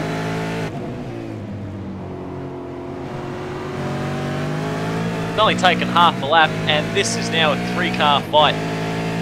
Muggleton, Brookman and Maris. Now Sam Collins pits from position number 2. Leaves only 2 cars remaining to pit, so the field will soon be cleansed, but we think that Emerson is probably going to stay out for a long while still. Ian Ford, the other driver remaining. Fastest lot of those, the 3 we're watching with Muggleton, Brookman and Maris is Maris. He's a good 3/10 up on Brookman, and Brookman is faster than Muggleton, so Muggleton's slowing down this train a little bit, so Muggo's just got to be careful and try and hit his marks, but it's going to be hard because these 2 guys behind him are quite quick. Now it definitely looks to me like Brookman has pace over Muggleton, but he just can't find a way around. So Maris is going to catch up to these guys in a big hurry, and he's going to have to quickly manage himself to see if he can find a way past straight away, or whether he'll just have to tuck on in and wait for an opportunity, because you don't get many chances around Brands Hatch.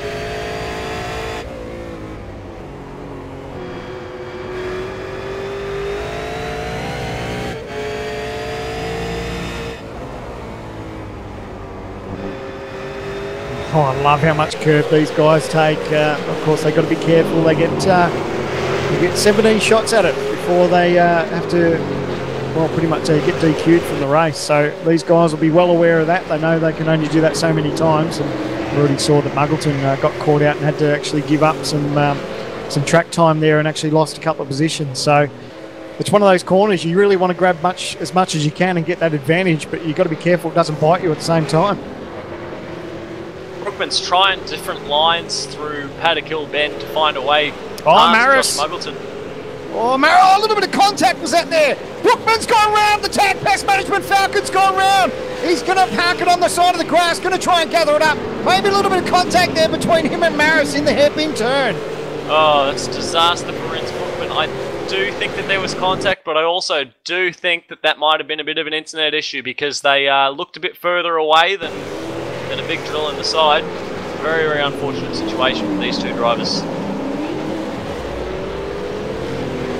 Heartbreaking stuff for Brookman. ANZ definitely got their fair share of dramas after sort of Ruggier had his dramas, and Rens Brookman now, but we think that was a net code issue there. Looks like there was a bit of a gap there between him and Maris, so just unfortunate there.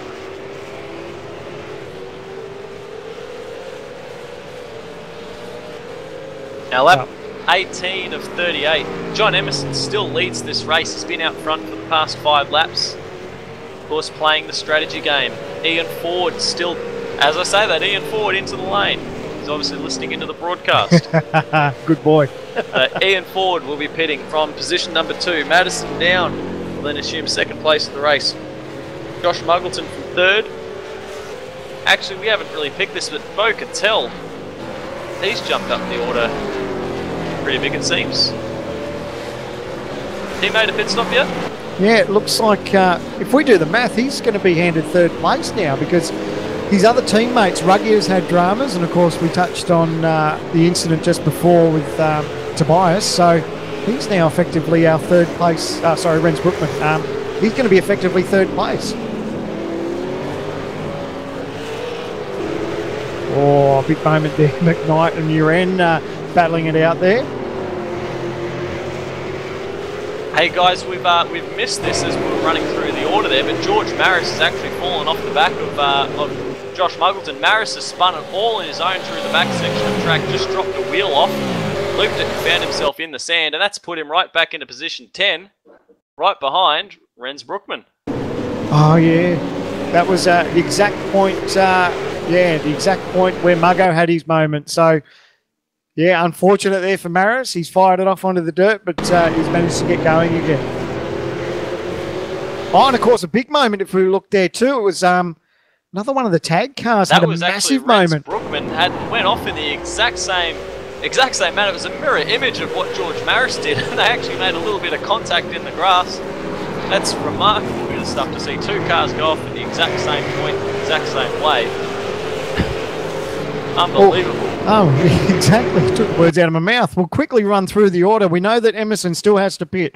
So effectively, it's Madison Down in first place, Josh Muggleton in second, Bo Cattell now in third place, Lee Ellis in fourth, Adrian Stratford in fifth, Justin Ruggier back to sixth, Tobias Zerni in seventh, George Maris in eighth, Renz Brookman ninth, and Scott Uren will be in 10th place. So a big mix-up after pit stops. Been a lot happening out there. A lot going on. Trying to see where we think Emerson will come out on the track. From the gaps, it looks like he might find himself behind Scott Uren. So just on the outside of the top 10, Scotty currently in position number 11. So it's lap 20 of 38. Just trying to think. We heard our man Reese say in the pits that it was going to be, I think they can stretch it to as far as lap 27, but of course they've got to be very careful. It's lap 21 now that Emerson's just started, so who knows, this strategy may just pay off for him. Emerson's pace is still very good. He's in the 27s, 1 minute 27 second bracket at the moment. There's not very many cars out there that are. Mate, he's faster than Madison Down at the moment. Madison Down's last lap was a 27.7, so he's got 3/10 on Down. Looking at the lap times, the man that's on a mission right now is Justin Ruggier. Position number 7 right now. He's pushing very hard to make up the ground that he lost from that earlier era.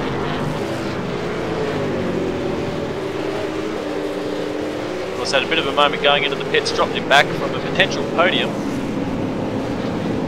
Oh, looks like Maris has got the job done there on Tobias Zerni. So that'll give him 7th place effectively once Emerson pits.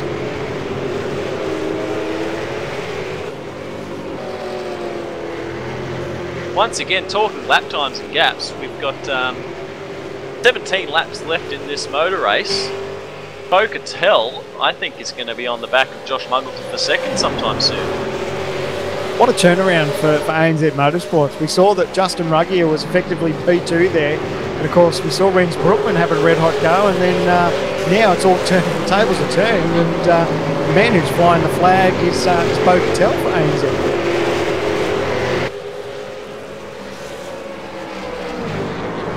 Now, Justin Ruggier, who we were mentioning before, has made a pass on Adrian Stratford, putting Ruggier up to 6th on the road, Stratford back down to 7th. Great to see Adrian Stratford keeping his nose clean and finds himself in a strong position. Started position number 11, currently number 7 on the road. Got to be happy with that. Yeah, and considering the amount of dramas that's happened through this race, so everyone's had their fair share of incidents with single car and of course a big multi-car incident we saw at turn 1. It's on that one, so he's done a great job to keep his nose clean. That's it. We saw a big hit on the first lap with Chastain. Emerson had trouble with Muggleton. Brookman and Maris came together and then both had single car spins.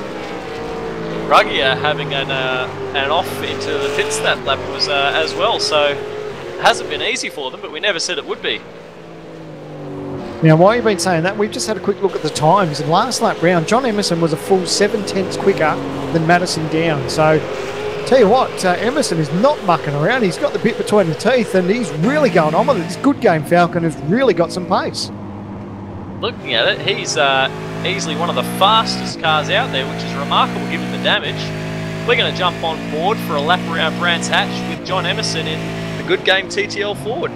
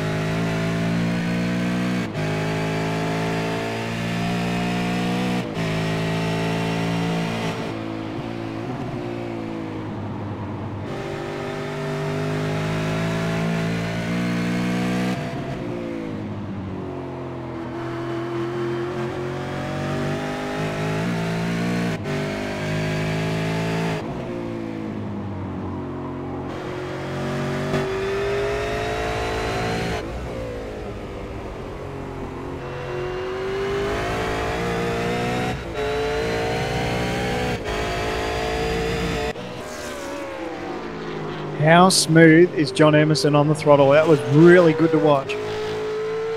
Doing a fantastic job given the circumstances. He is one of 3 drivers that look like they're right on it for lap times, and that was a 27.3. That is some of the quickest laps that we are seeing out there right now. And considering he was backwards hard into the fence, you can see the damage on the back of the Falcon. He's done a tremendous job just to keep his composure and get on with it. And but I can't wait to see him fire into pit lane and see where he comes out amongst the rest of the guys. Now another driver that is looking very quick out there at the moment is George Maris. We see that Maris is another driver in the 27s. He's had his share of dramas tonight.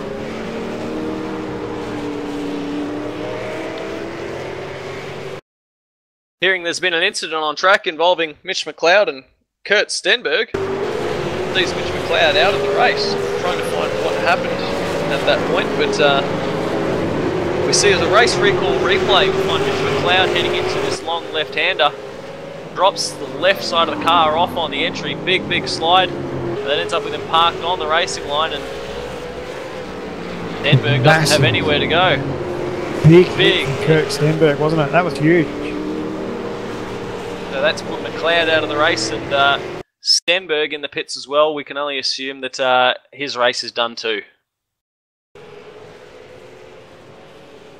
The drivers are dropping like flies. We've already got 5 cars out of the race.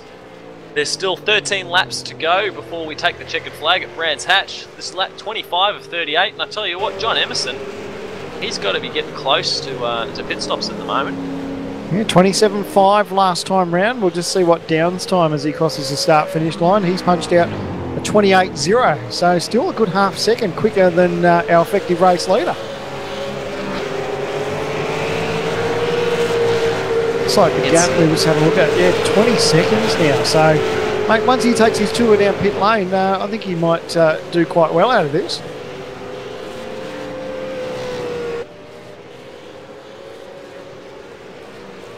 I'll tell you something that's impressive to check with the stats is that next time by, John Emerson will have led the most laps of this race after finding himself in the fence of turn 1. Oh, wow, that's amazing. So Emerson still leads, Madison down, position number 2. Muggleton third with Cattell for company. That gap's hovering about 3 seconds. Cattell has looked pretty strong and Muggleton's looked pretty shaky out there. Ellis holding down 5th. Ruggier and Maris, that's a fight that we're going to have to follow until the end. Yeah, and Maris was a good 3/10 quicker. We're hearing reports John Emerson is fired into pit lane, so really keen to see where he comes out to bring this good game Falcon back into the mix of it. So effective race leader Madison down. I'm very interested to see as well whether Emerson, he can't have been saving fuel that stint with how hard he was pushing. Across to Bruce Gardner in the pits thanks to Astro Gaming headsets. Yeah, Leo, with you saying that Emerson must not have been saving fuel, I've just received word that the TTR guys, Muggo and Madison, currently are in fuel-saving mode. Mad made an early call to go into the pits, and Muggo followed him in. How's this? Emerson is out, and he's in front of Justin Ruggier. So a great run from Emerson. That pace has really paid off, and now puts him into 5th place. What a fantastic run from Emerson, especially after his incident at the start of the race. Brilliant job. That is such an impressive drive. And he's come out only 2 points, about 2.5 seconds behind the battle for 3rd, which is Lee Ellis and Bo Cattell. Yeah, still some heart and mouth moments there for Lee Ellis. Looks like he blinked a little bit there, but Bo's doing a great job. Good little fight here. I'm really enjoying it. That has the field cleansed. No, this race has had a bit of everything out there. It certainly hasn't been an easy one to predict. And I get the feeling there's still a lot more to play out.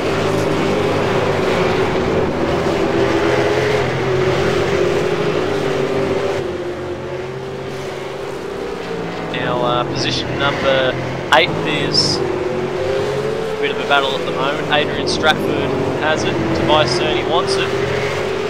And there's only a couple of car lengths separating them. Renz Brookman. About half a second behind that one as well.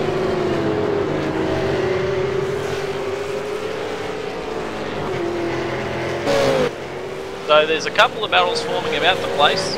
Maris and Ruggie are still very close on the track. Ellis and Cattell going to be the hot one to watch though, because of course that's for the final step of the podium.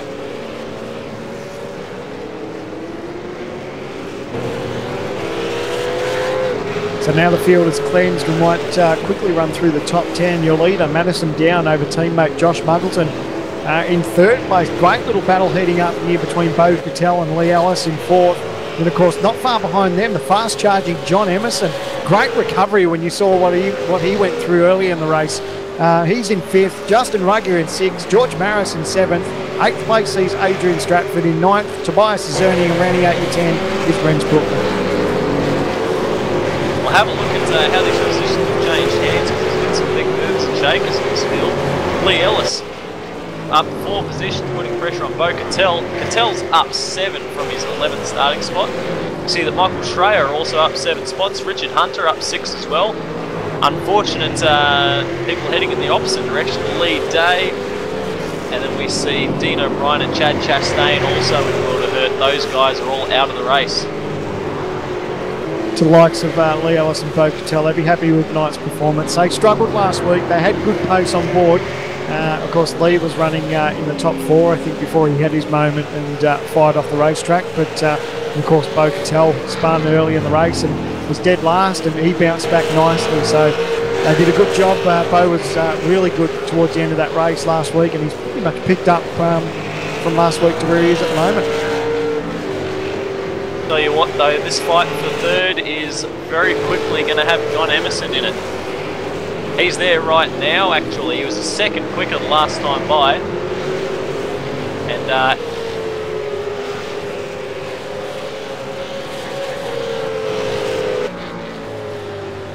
also worth checking out is the lap times between the Tats.com cars at the front of the field. We heard that there was perhaps a little bit of fuel saving happening. It looks like Muggleton, despite hearing a little bit of issues, is actually a little bit quicker that last time by. It's nearly only a tenth of a second off his fastest lap of the race. So, of course, the big thing there is he's still 5 seconds behind his teammate. That's a lot of ground to make up. We're coming to 10 laps to go in the race very shortly. Tell you what, the battle I can't look away from is this John Emerson battle. He's now all over the back of Lee Ellis, and the pace that Emerson's shown, he's really going to, I think he's going to snaffle these guys up quick smart. That Good Game Falcon is hooked up. He's on the charge after that incident we saw early in the race, and mate, I think he'll get the job done. It might just be a matter of time. He's thinking about looking to Druids.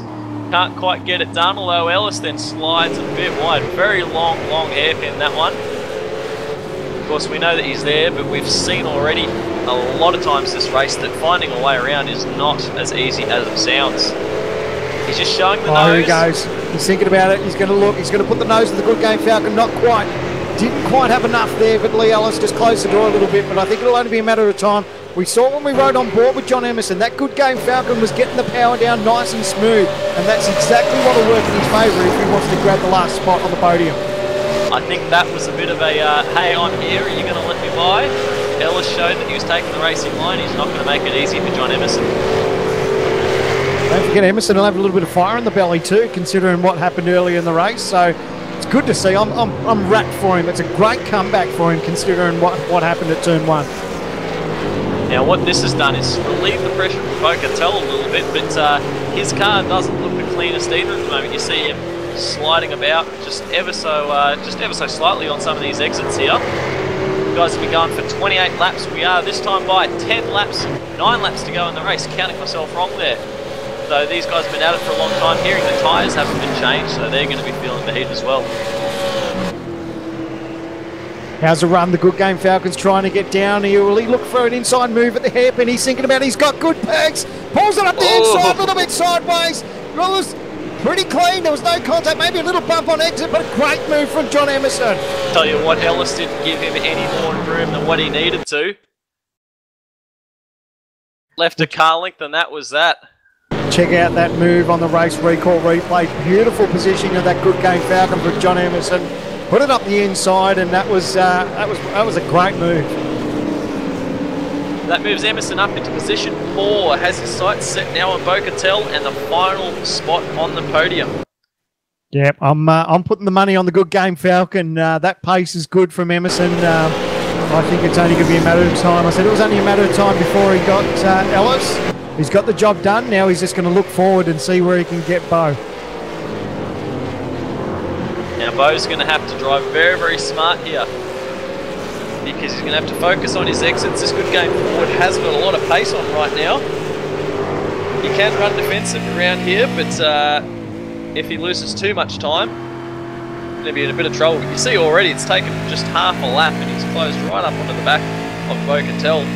So Emerson's car has got clear speed over anybody else out there right now. Yeah, that car, considering the damage he's got, that car is really hooked up, and he's in the zone. He's got pace on board, and mate, it's really good. Man of the match for me, John Emerson, regardless of how this turns out. To get himself up into this position, he's battling for a podium position. You wouldn't have picked that when you saw him backed into the fence at turn 1. I was sure his day was done. He was very lucky not to get a mid-wall flag too, because that would have absolutely ruined his strategy. But it was very, very smart drive to just keep his nose clean when he could. Make sure he had clean air, no traffic, and put in the lap times that he needed. Looks to me like his best shot is that hairpin at turn 2. He needs to get a clean run through the first corner, however. Anywhere throughout this back part of the track is not an easy way to get by. Most of it's just one-line corners. Hell, sliding on the way in though. Yeah, good. He's just setting him up. He's just looking. He's just moving around a little bit in the mirrors there of Bo. He knows if he can just shake him a little bit. He's got a bit of a run here. Will he look up the inside? No. Bo covers. Smart bit of driving there from the ANZ driver. He knows that Emerson had a good run and he needs to cover his line. That corner there is probably another one of the likely passing spots on the track, but it's a very, very tough one. You need to be right on the driver as you lead up into that corner. I'm going to have a look at the windscreen of John Emerson. This here, turn 1, this is where he's trying to set Catel up. He's trying to get a clean run through the corner, nail it on the exit, and get a big, big drag up into this Druid's hairpin. But Catel pretty tidy that time by. He's thinking about a little bit too far back, but good gain under brakes there. I'll tell you what, Bo would definitely be looking in his rear view mirror. He knows he's got Emerson there. Emerson's got great pace, and Bo just needs to think about his race, look forward and not worry about too much his rear view mirror, but easier said than done. Well, that's it. If you can stay on the racing line, we see there, perfect example. Emerson had the speed through the corner, but he had to lift in the middle there because there was nowhere to go.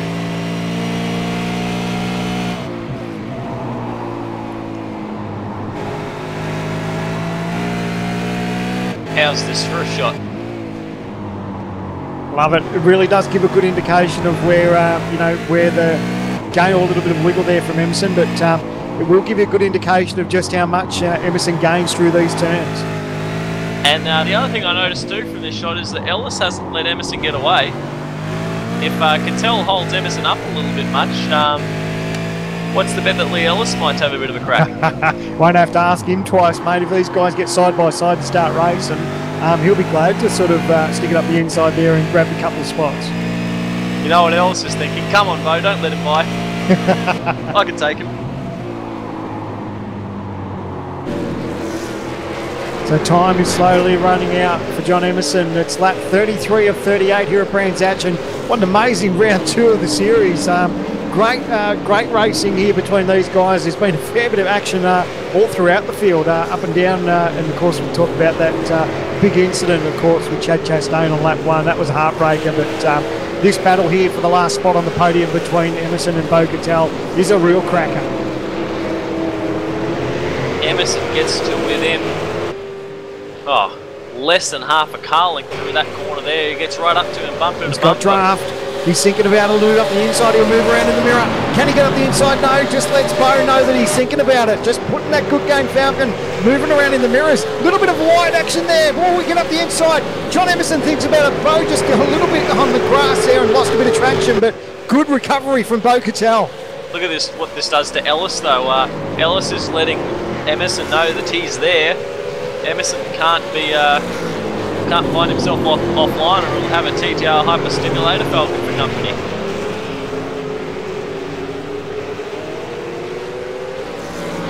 And the gap back to Ruggier and Maris is just a 1.5 seconds.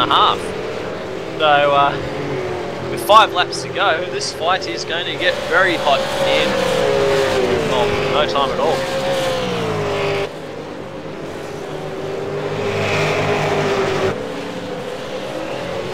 They head back up into turn 2, the Druids hairpin, for another time by. This is the prime passing spot, but you've got to set turn 1 up properly. And Cattell having a fantastic drive to hold off the quicker John Emerson.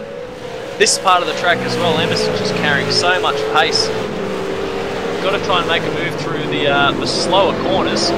We saw he had a run down this long back straight, but he's got another run, I think. Another good run out of there for the good game Falcon. He's going to get a bit of draft here. Will he think about a move up the inside? Bo Cattell may not have much of a choice. He's going to think about it. He backs out of it. He knows it's probably not one of the smartest moves to take a dive up the inside. You don't want to go side by side through that turn. But Emerson is thinking about what can he do? Where can he set up Bo Cattell? And Bo doing a sensational job under pressure.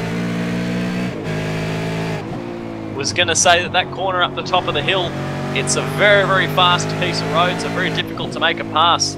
There's not very many corners on this track that you'd call a slow piece of road, and of course that means it's very, very difficult to find your way around.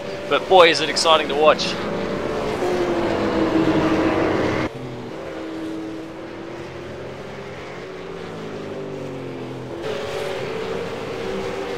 Although we've been watching such a great battle for the last step on the podium, look up front just briefly, it's Madison down in the Tats.com Falcon, leading over his Tats teammate Josh Muggleton. Nice little 1-2, a little bit of a margin over the rest of the field, but the battle we're watching here, this is a beauty. Battle between 3rd, 4th and 5th. Bo Cattell, John Emerson and Lee Ellis, and of course if they're not careful, Justin Ruggier is not too far away to jump into the fold as well. This has been the battle to watch since the pit stops rule, since Emerson came out of the pits really. He's been fighting his way through. Amazing drive by himself to get back out in 5th. He's got another fantastic run down this back straightaway. Heading Will he down think the about hill, it? gets an overlap. Of course he's thinking about it, but that corner is just too fast to make an easy move. He's going to have to be right up alongside that tag best manager Falcon. Otherwise he just doesn't have the road. Bo's got to be careful, because I know if John gets his nose there and if he knows he's got his position and the laps are dying, Bo's got to be careful not to shut the door. But great bit of driving between these two. A lot of good sportsmanship we see between these guys, given a bit of give and take, and we know that they're having a good battle. But look who's sneaking back into the fold, Justin Ruggier. This time by, we are 3 laps to go. Cattell a bit sideways out of that final corner. This is going to give Emerson a run down this long, winding front straightaway. Up the hill they go towards Paddock Hill Bend. Not enough room there for Emerson to get by. This is where he needs a run. He needs to get a good run down the hill. He hasn't quite done it. Run a little bit wide, not quite in position. And it looks like Cattell is just positioning his car in the middle of the road there. Just covering ever so slightly. Side by side they run, or nearly an overlap into this corner at the bottom of the hill. That would have put Emerson on the wrong side of the road. He thinks better of it. Now Emerson, sorry mate, I was going to say, here. Emerson's nice and strong. If he can just get the car turned in and get the power down, can he carry that speed again? But it looks like Bo's done a great job to get out of that turn as well.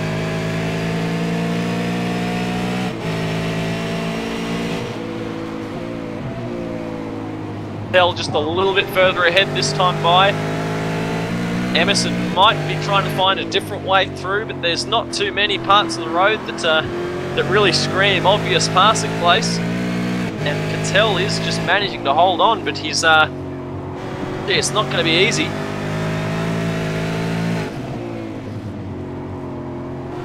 Check out the action there, looking backwards out of John Emerson. You can see the damage he's got to the back of that good game Falcon. So he's doing a tremendous job to have that pace on board to the damage he's got.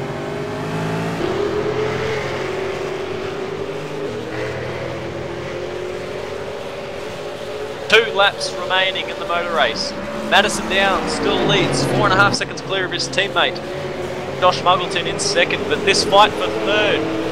We're going to be following this one right till the flag. I don't think it's going to be decided until they cross the line for position. Cattell third, Emerson fourth, Ellis fifth, and Ruggier is only a second behind that.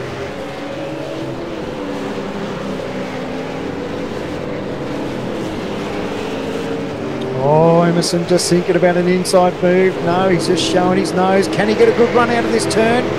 Bo's on it though. Bo knows that that's where John is strong, so he's really lifted his game and he's managed to get that tag Pest Management Falcon to hook up out of that turn. So he's not much of a sitting duck into this turn where we thought a couple of laps ago that maybe John was thinking about a move.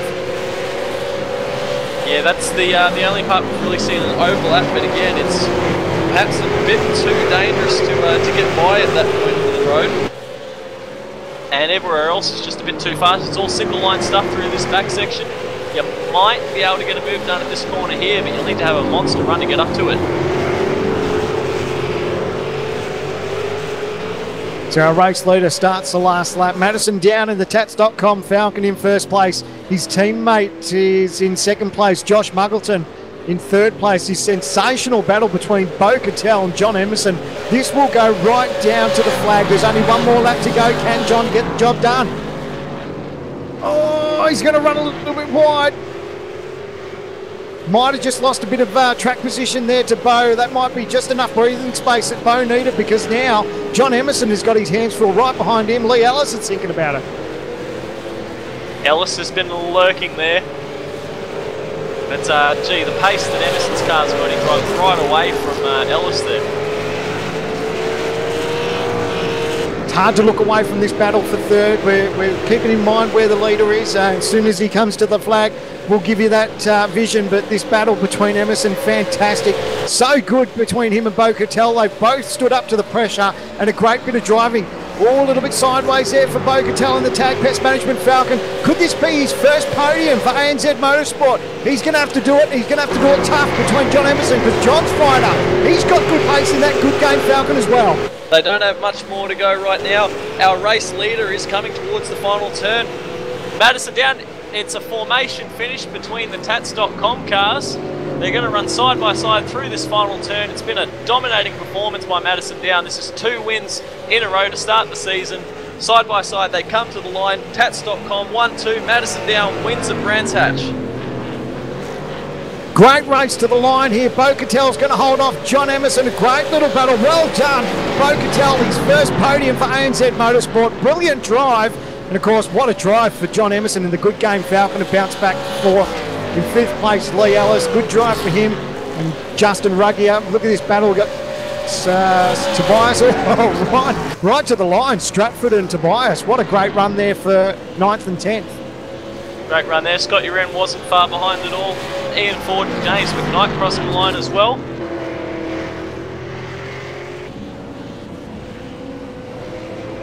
But Michael Schreier is going to come across the line, position number 14. Tangent Delight will be next to cross in 15th. But yeah, what a race there. I think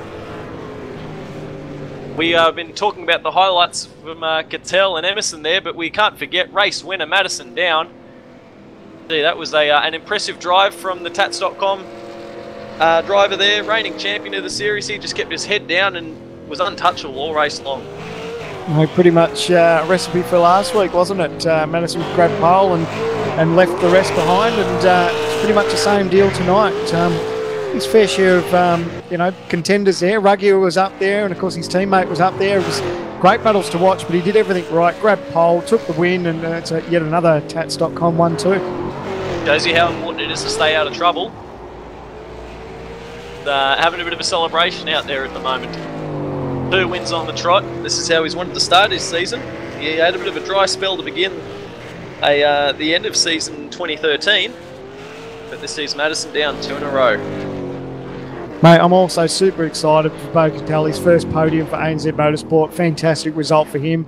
We knew he had great pace last week. It was a tremendous bounce back from his opening laps drama, and great job for him where he bounced back last week, but the pace he had on board this week was great. And John Emerson, my man of the match for sure, because when you saw that incident at turn 1, he belted the wall pretty heavy, and to bounce back and nearly grab a podium result, absolutely tremendous drive from the good game Falcon. Both those two drivers have got to be the highlights of the race there. Cattell found his way into the podium just through that round of pit stops. We forget that he started position number 11. So we'll quickly run through the race results. Your winner, Madison Down, what a great run. Mate in second place, Josh Muggleton in third. Great result in his first podium, Bo Cattell for ANZ Motorsport. In fourth, John Emerson couldn't be faulted. That was a brilliant drive from John. Really good bounce back. Lee Ellis in fifth, Justin Ruggier in sixth, George Maris in seventh, Renz Brooklyn in eighth, Adrian Stratford ninth. Running out your top 10, Tobias Azerni. Got your Ian Ford, James McKnight, Michael Schreier, Sanjan Delilac, and Richard Hunter. The 16 cars that completed the race. There were a couple of guys that found trouble out there. Kurt Stenberg and Mitch McLeod unfortunately had to come in together. Sam Collins and Lee Day, also drivers not making the finish. And two more remaining that also didn't make the finish, Dean O'Brien and, of course, Chad Chastain caught up in that lap 1 incident. So, mate, that race had a bit of everything, didn't it? Fair share of some, carnage and some incidents, but overall it was some sensational, great racing. I tell you what, some people don't like this place because it's hard to pass that, but the battles that we watched the whole way through, flag to flag, I don't think it gets any more exciting than that. It was great to see just how hard these guys had to work, and they didn't let us down. Certainly didn't. We'll get a couple of the guys joining us in the studio now. We might take this chance to actually talk to Bo Cattell. Bo, a sensational result, mate. We were talking about what a great comeback it was for you last week after your opening lap dramas, but this week you did a sensational job and your first podium for ANZ Motorsport. Yeah, that was pretty tough. I got lucky with a few guys having a couple of issues, but I knew trying to hold Lee and especially Emerson back with his new tyres wouldn't be easy, but managed to hold on, which was good.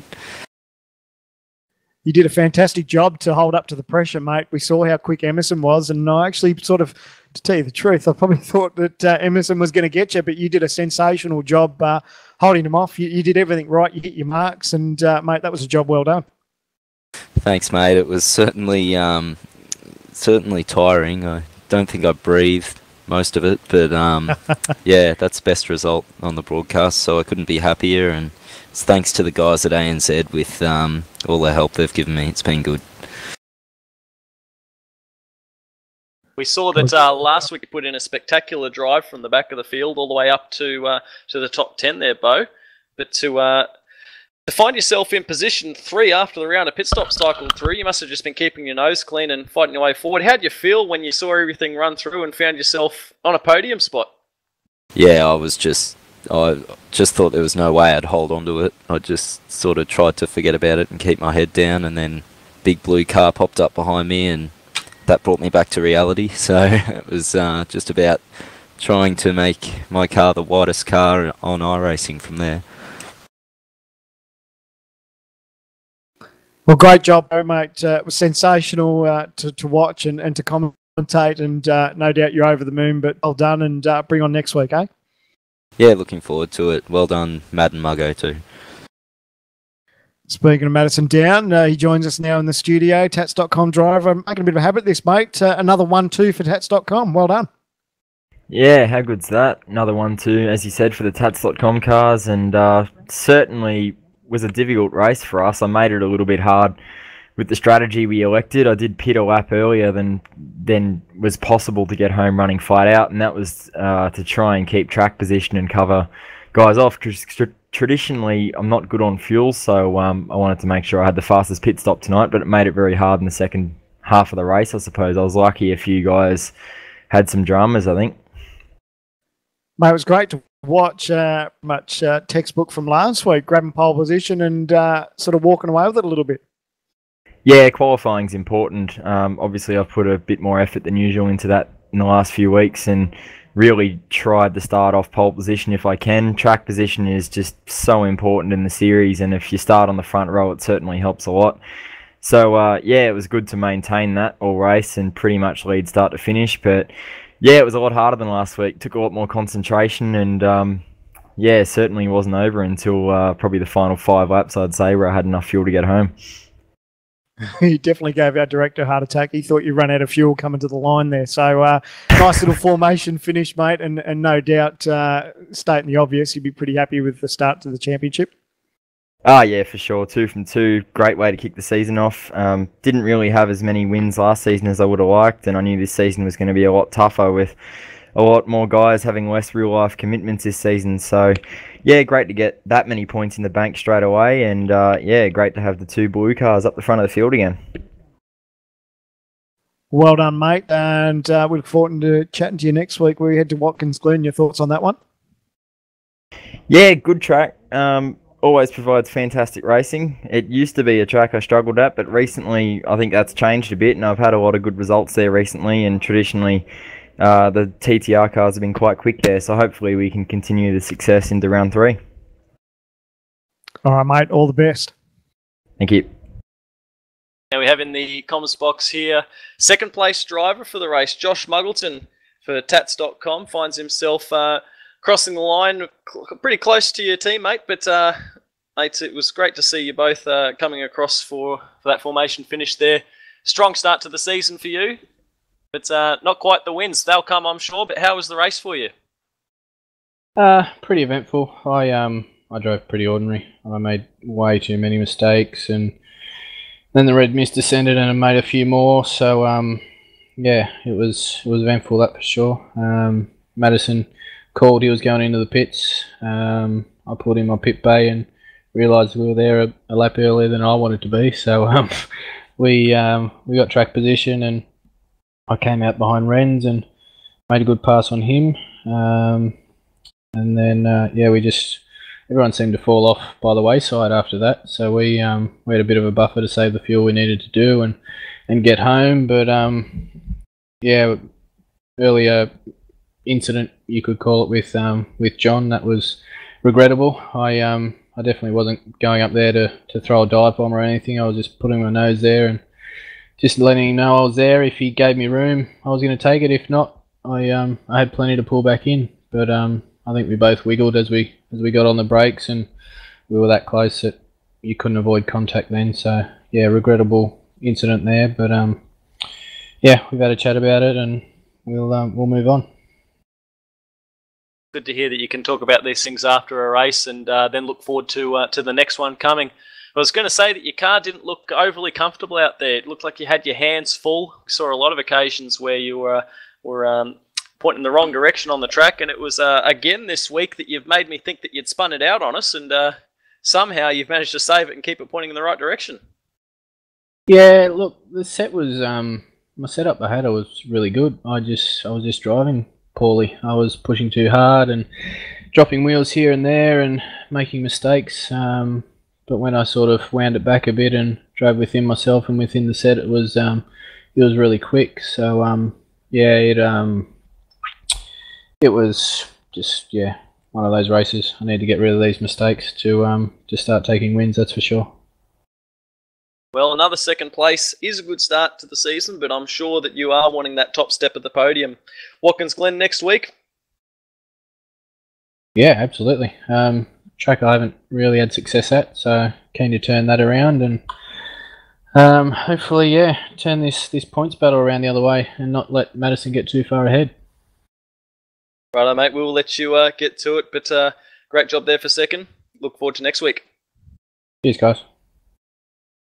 Now, other than everyone at home having the best seat in the house, this man that had a great little view for that battle between Bo Cattell and John Emerson, Lee Ellis, mate. Great little battle watching that between you guys, but a chance of a sniff at the podium there. Yeah, hey man, hey guys. Yeah, the car was good, but my pit stop didn't quite work. I didn't know whether to go in a lap or two earlier or not, and I made a little bit of mistake with that, which Bo jumped me, but I was just hoping John would just send it up and take both of them out, and I just go through for third, but didn't seem to happen. I'm happy with fifth. It's better than when I started, so yeah. And a nice bounce back from last week. Unfortunately, that little slide early on in the race cost you big time, and then of course the incident in pit lane. But considering everything that happened last week, good pace and not a bad result for tonight. Oh, definitely. I think I quali paced last week. I just didn't work on a race set, so I worked on a race set this week, and it's paid dividends really. The car was great. I liked it. Well done to Mad, Muggo, and Bo. So bring on Watkins Glen. Yeah, I heard a big deep breath there when you said Watkins Glen, mate. You worried about Watkins Glen? You looking forward to it? What's the go? The work, I love the track. I wish it pit stop because it's very easy to make up all my time. But next season, pit stop next season. We'll see what we can do, mate. We'll see if we can play it into your hands nicely. But all the best for next week. Well done on tonight's result, mate. And we'll chat to you sometime soon. Cheers, man. It's good to hear you safe as well. Thanks, mate. Now, joining us in the box was driver that had perhaps the drive of the race, John Emerson for TTL Good Game Ford. Come home in position 4, John. Man, that was a monster drive from you. Yeah, cheers. I was hoping for one more, maybe a podium would have been nice, and I think the car definitely had the pace to do it. Just got a bit unlucky there, I guess, on lap 9. You're always in control of your own car. It's a pity you can't be in control of everybody else's, but then it wouldn't be racing, would it? So, no, it was fine, and had a great run with Lee and Bo there at the end. I was put the fresh tyres on and ragged the absolute crap out of the car and ragged it too hard, which was a bit of a shame. But yeah, I got past Lee and put so much pressure on Bo. But yeah, he didn't crack. It's a great drive from him, and yeah, it was good fun.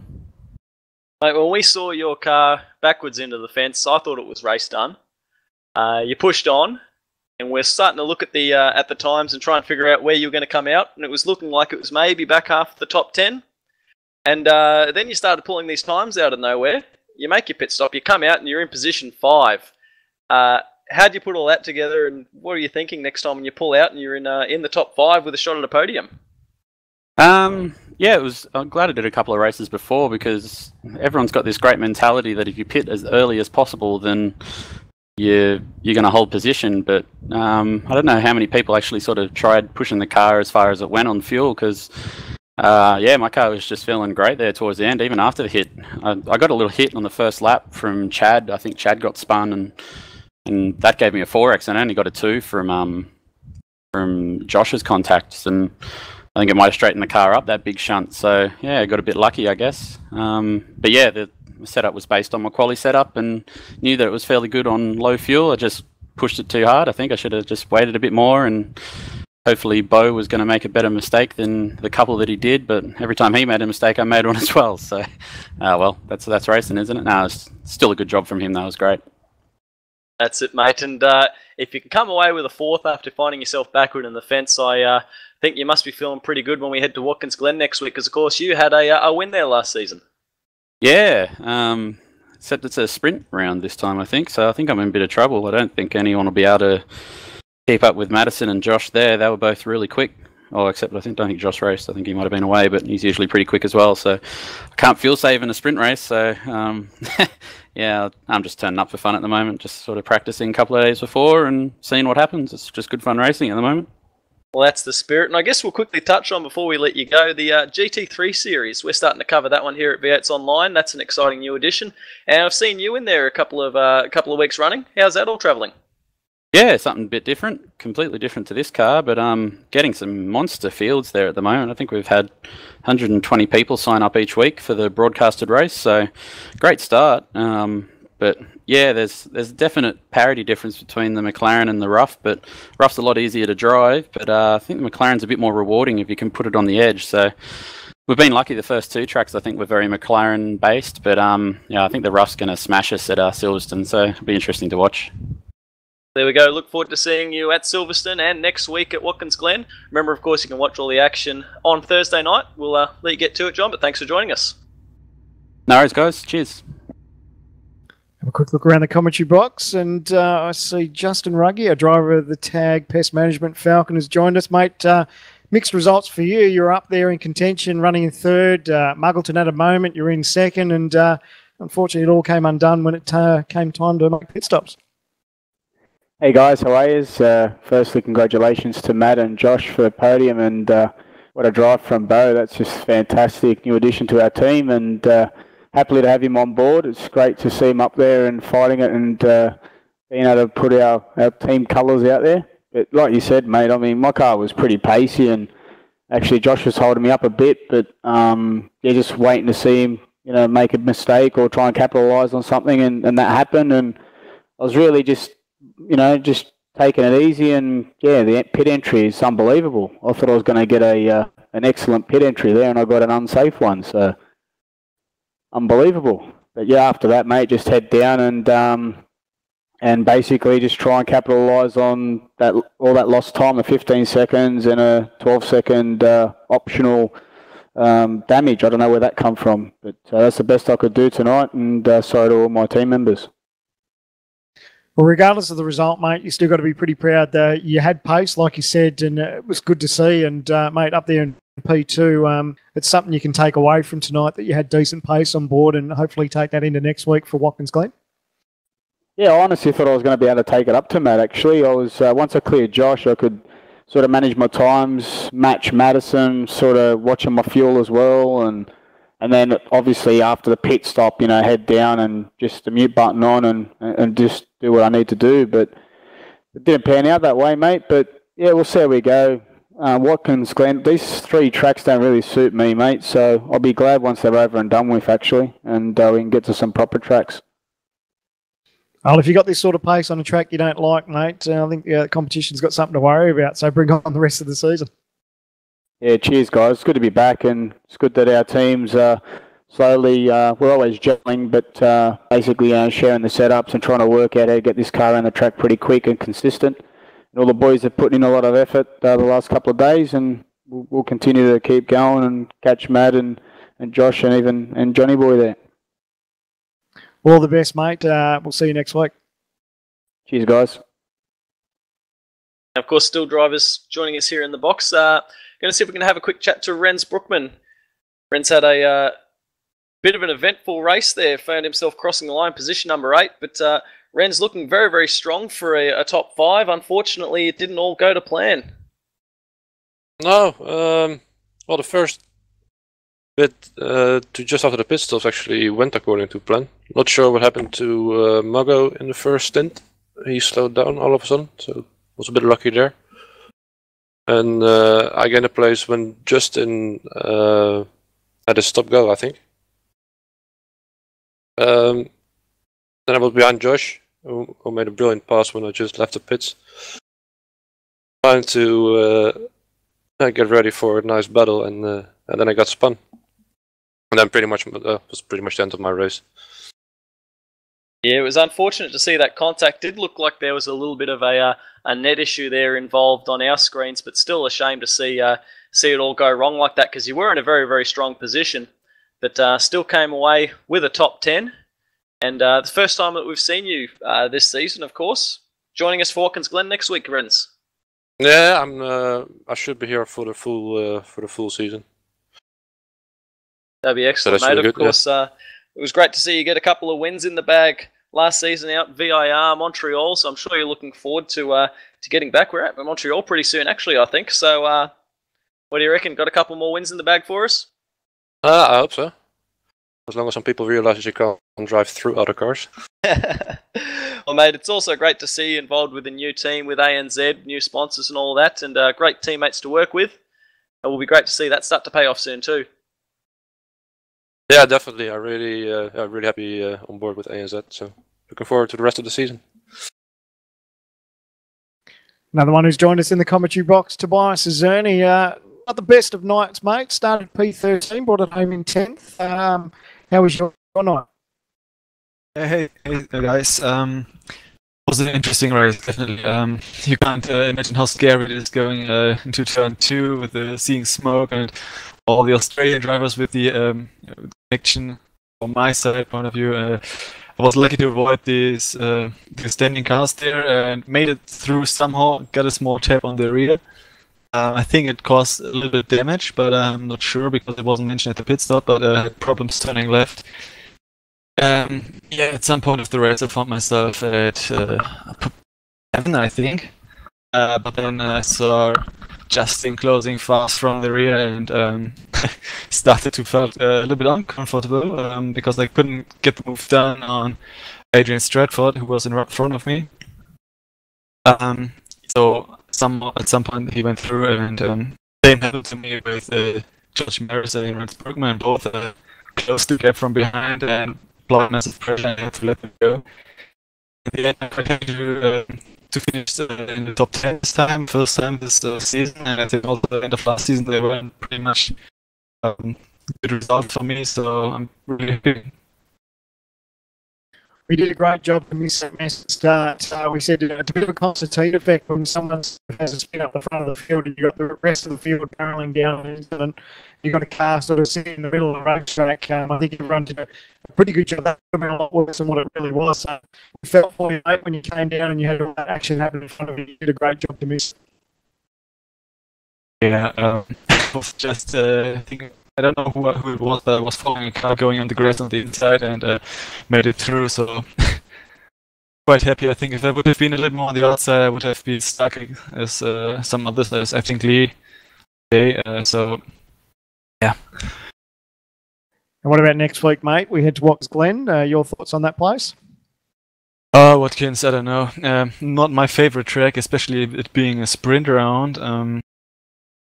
I don't know. I have to see. Maybe I have some work commitments on Monday that I don't know. Well, regardless, mate, we love having you in our series, mate, and fingers crossed we get to see you next week and you have a nice strong run, mate. So appreciate you stopping by and having a chat with us too. Yeah, thank you guys. Thanks for broadcasting also. Cheers, mate. Now also got here in the box Scott Uren, across the line, position number 11. And less than a second behind Tobias there, mate. So you were in the thick of a great little battle between the three of you for that final spot in the top 10. How'd the race go? Thanks, Lee. It's yeah, it was a pretty good race. It was a little bit all over the place for me, to be honest. I was very lucky to go wide at the first corner because I looked into my right-hand screen just saw everyone's parked. So I was glad to miss all that. But yeah, it was pretty. Most of the race I was alone, to be honest. I just caught the battle up ahead of me towards the end, but yeah, a few more laps would have been nice. I would have been able to have a nice battle. A bit of a mistake after the pits though, so I let James through, so I was lucky a mate took advantage of his scrappy turn one a few laps later and got by him. But yeah, must admit, yeah, it's not as exciting as my races usually are, so sorry about that. No, don't be sorry at all, mate. There was a lot happening about the place, so I think you can say, as you said, keep your nose clean and stay out of trouble can sometimes be a bit of a blessing. You know, it's a strong haul of points and onwards to the next round. Yeah, no, it is good. I mean, if the track can get quite mesmerising around here. It's quite tight, but there's corners everywhere, and you're always following someone or someone's following you, and just one lapse of concentration, you touch the grass and you're off the track. So it's quite a place to get to the end. So I'm glad I did, and looking forward to next week. I was going to say that description that you gave us sounds an awful lot like Watkins Glen. It does a little bit, yeah. Well, there's a bit more slipstreaming there, so it can be a little bit more fun and more passing. But yeah, we'll have to find out. I think I'd prefer Watkins over this place, to be honest, as I guess most drivers do. But yeah, now looking forward to a different track. And yeah, as Justin said, the team's working really well with trying different setups, and yeah, hopefully we can close in on the guys in front. Good to hear, mate. Well, we'll see you next week, and hopefully you find yourself in the top 10. Cheers, mate. Yeah, just one spot. Thanks. I'll catch you next week. A driver who wasn't too far behind. Here's one place behind him, Ian Ford. P12 for you.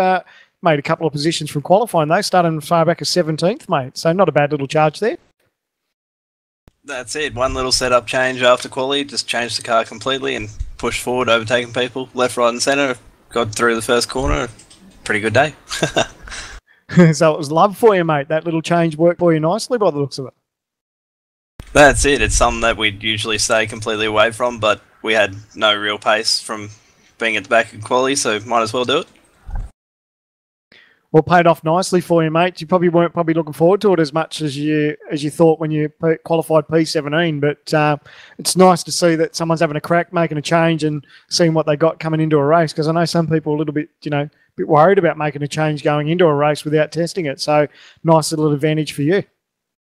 That's it. One lap of warm-ups, pretty much as conservative as I'll get, and then I'll just change everything again.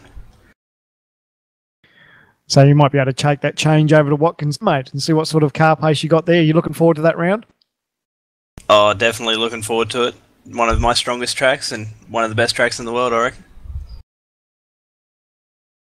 Well, bring on next week, mate. It's good to see you making a charge up through the field, starting as far back as you did. So you've got to be pretty pleased with that, mate. It was good to see you have a good run, and all the best for next week. Thank you, and thank Daryl Lee and Synergy Sim Racing for helping us out this week. All right, well, I think that just about does it, boys. Great race, sensational round 2 of the championship, and I know we said it before, Leo, but that race had everything. It certainly did. There was great fights all the way through the field. Still can't believe the drive from Emerson there. Bo Cattell to find himself from position 10 up onto the podium. Ruggier charging back through the field. Had a bit of everything, and I think that if we saw this at Brands Hatch, what are we in for at Watkins Glen?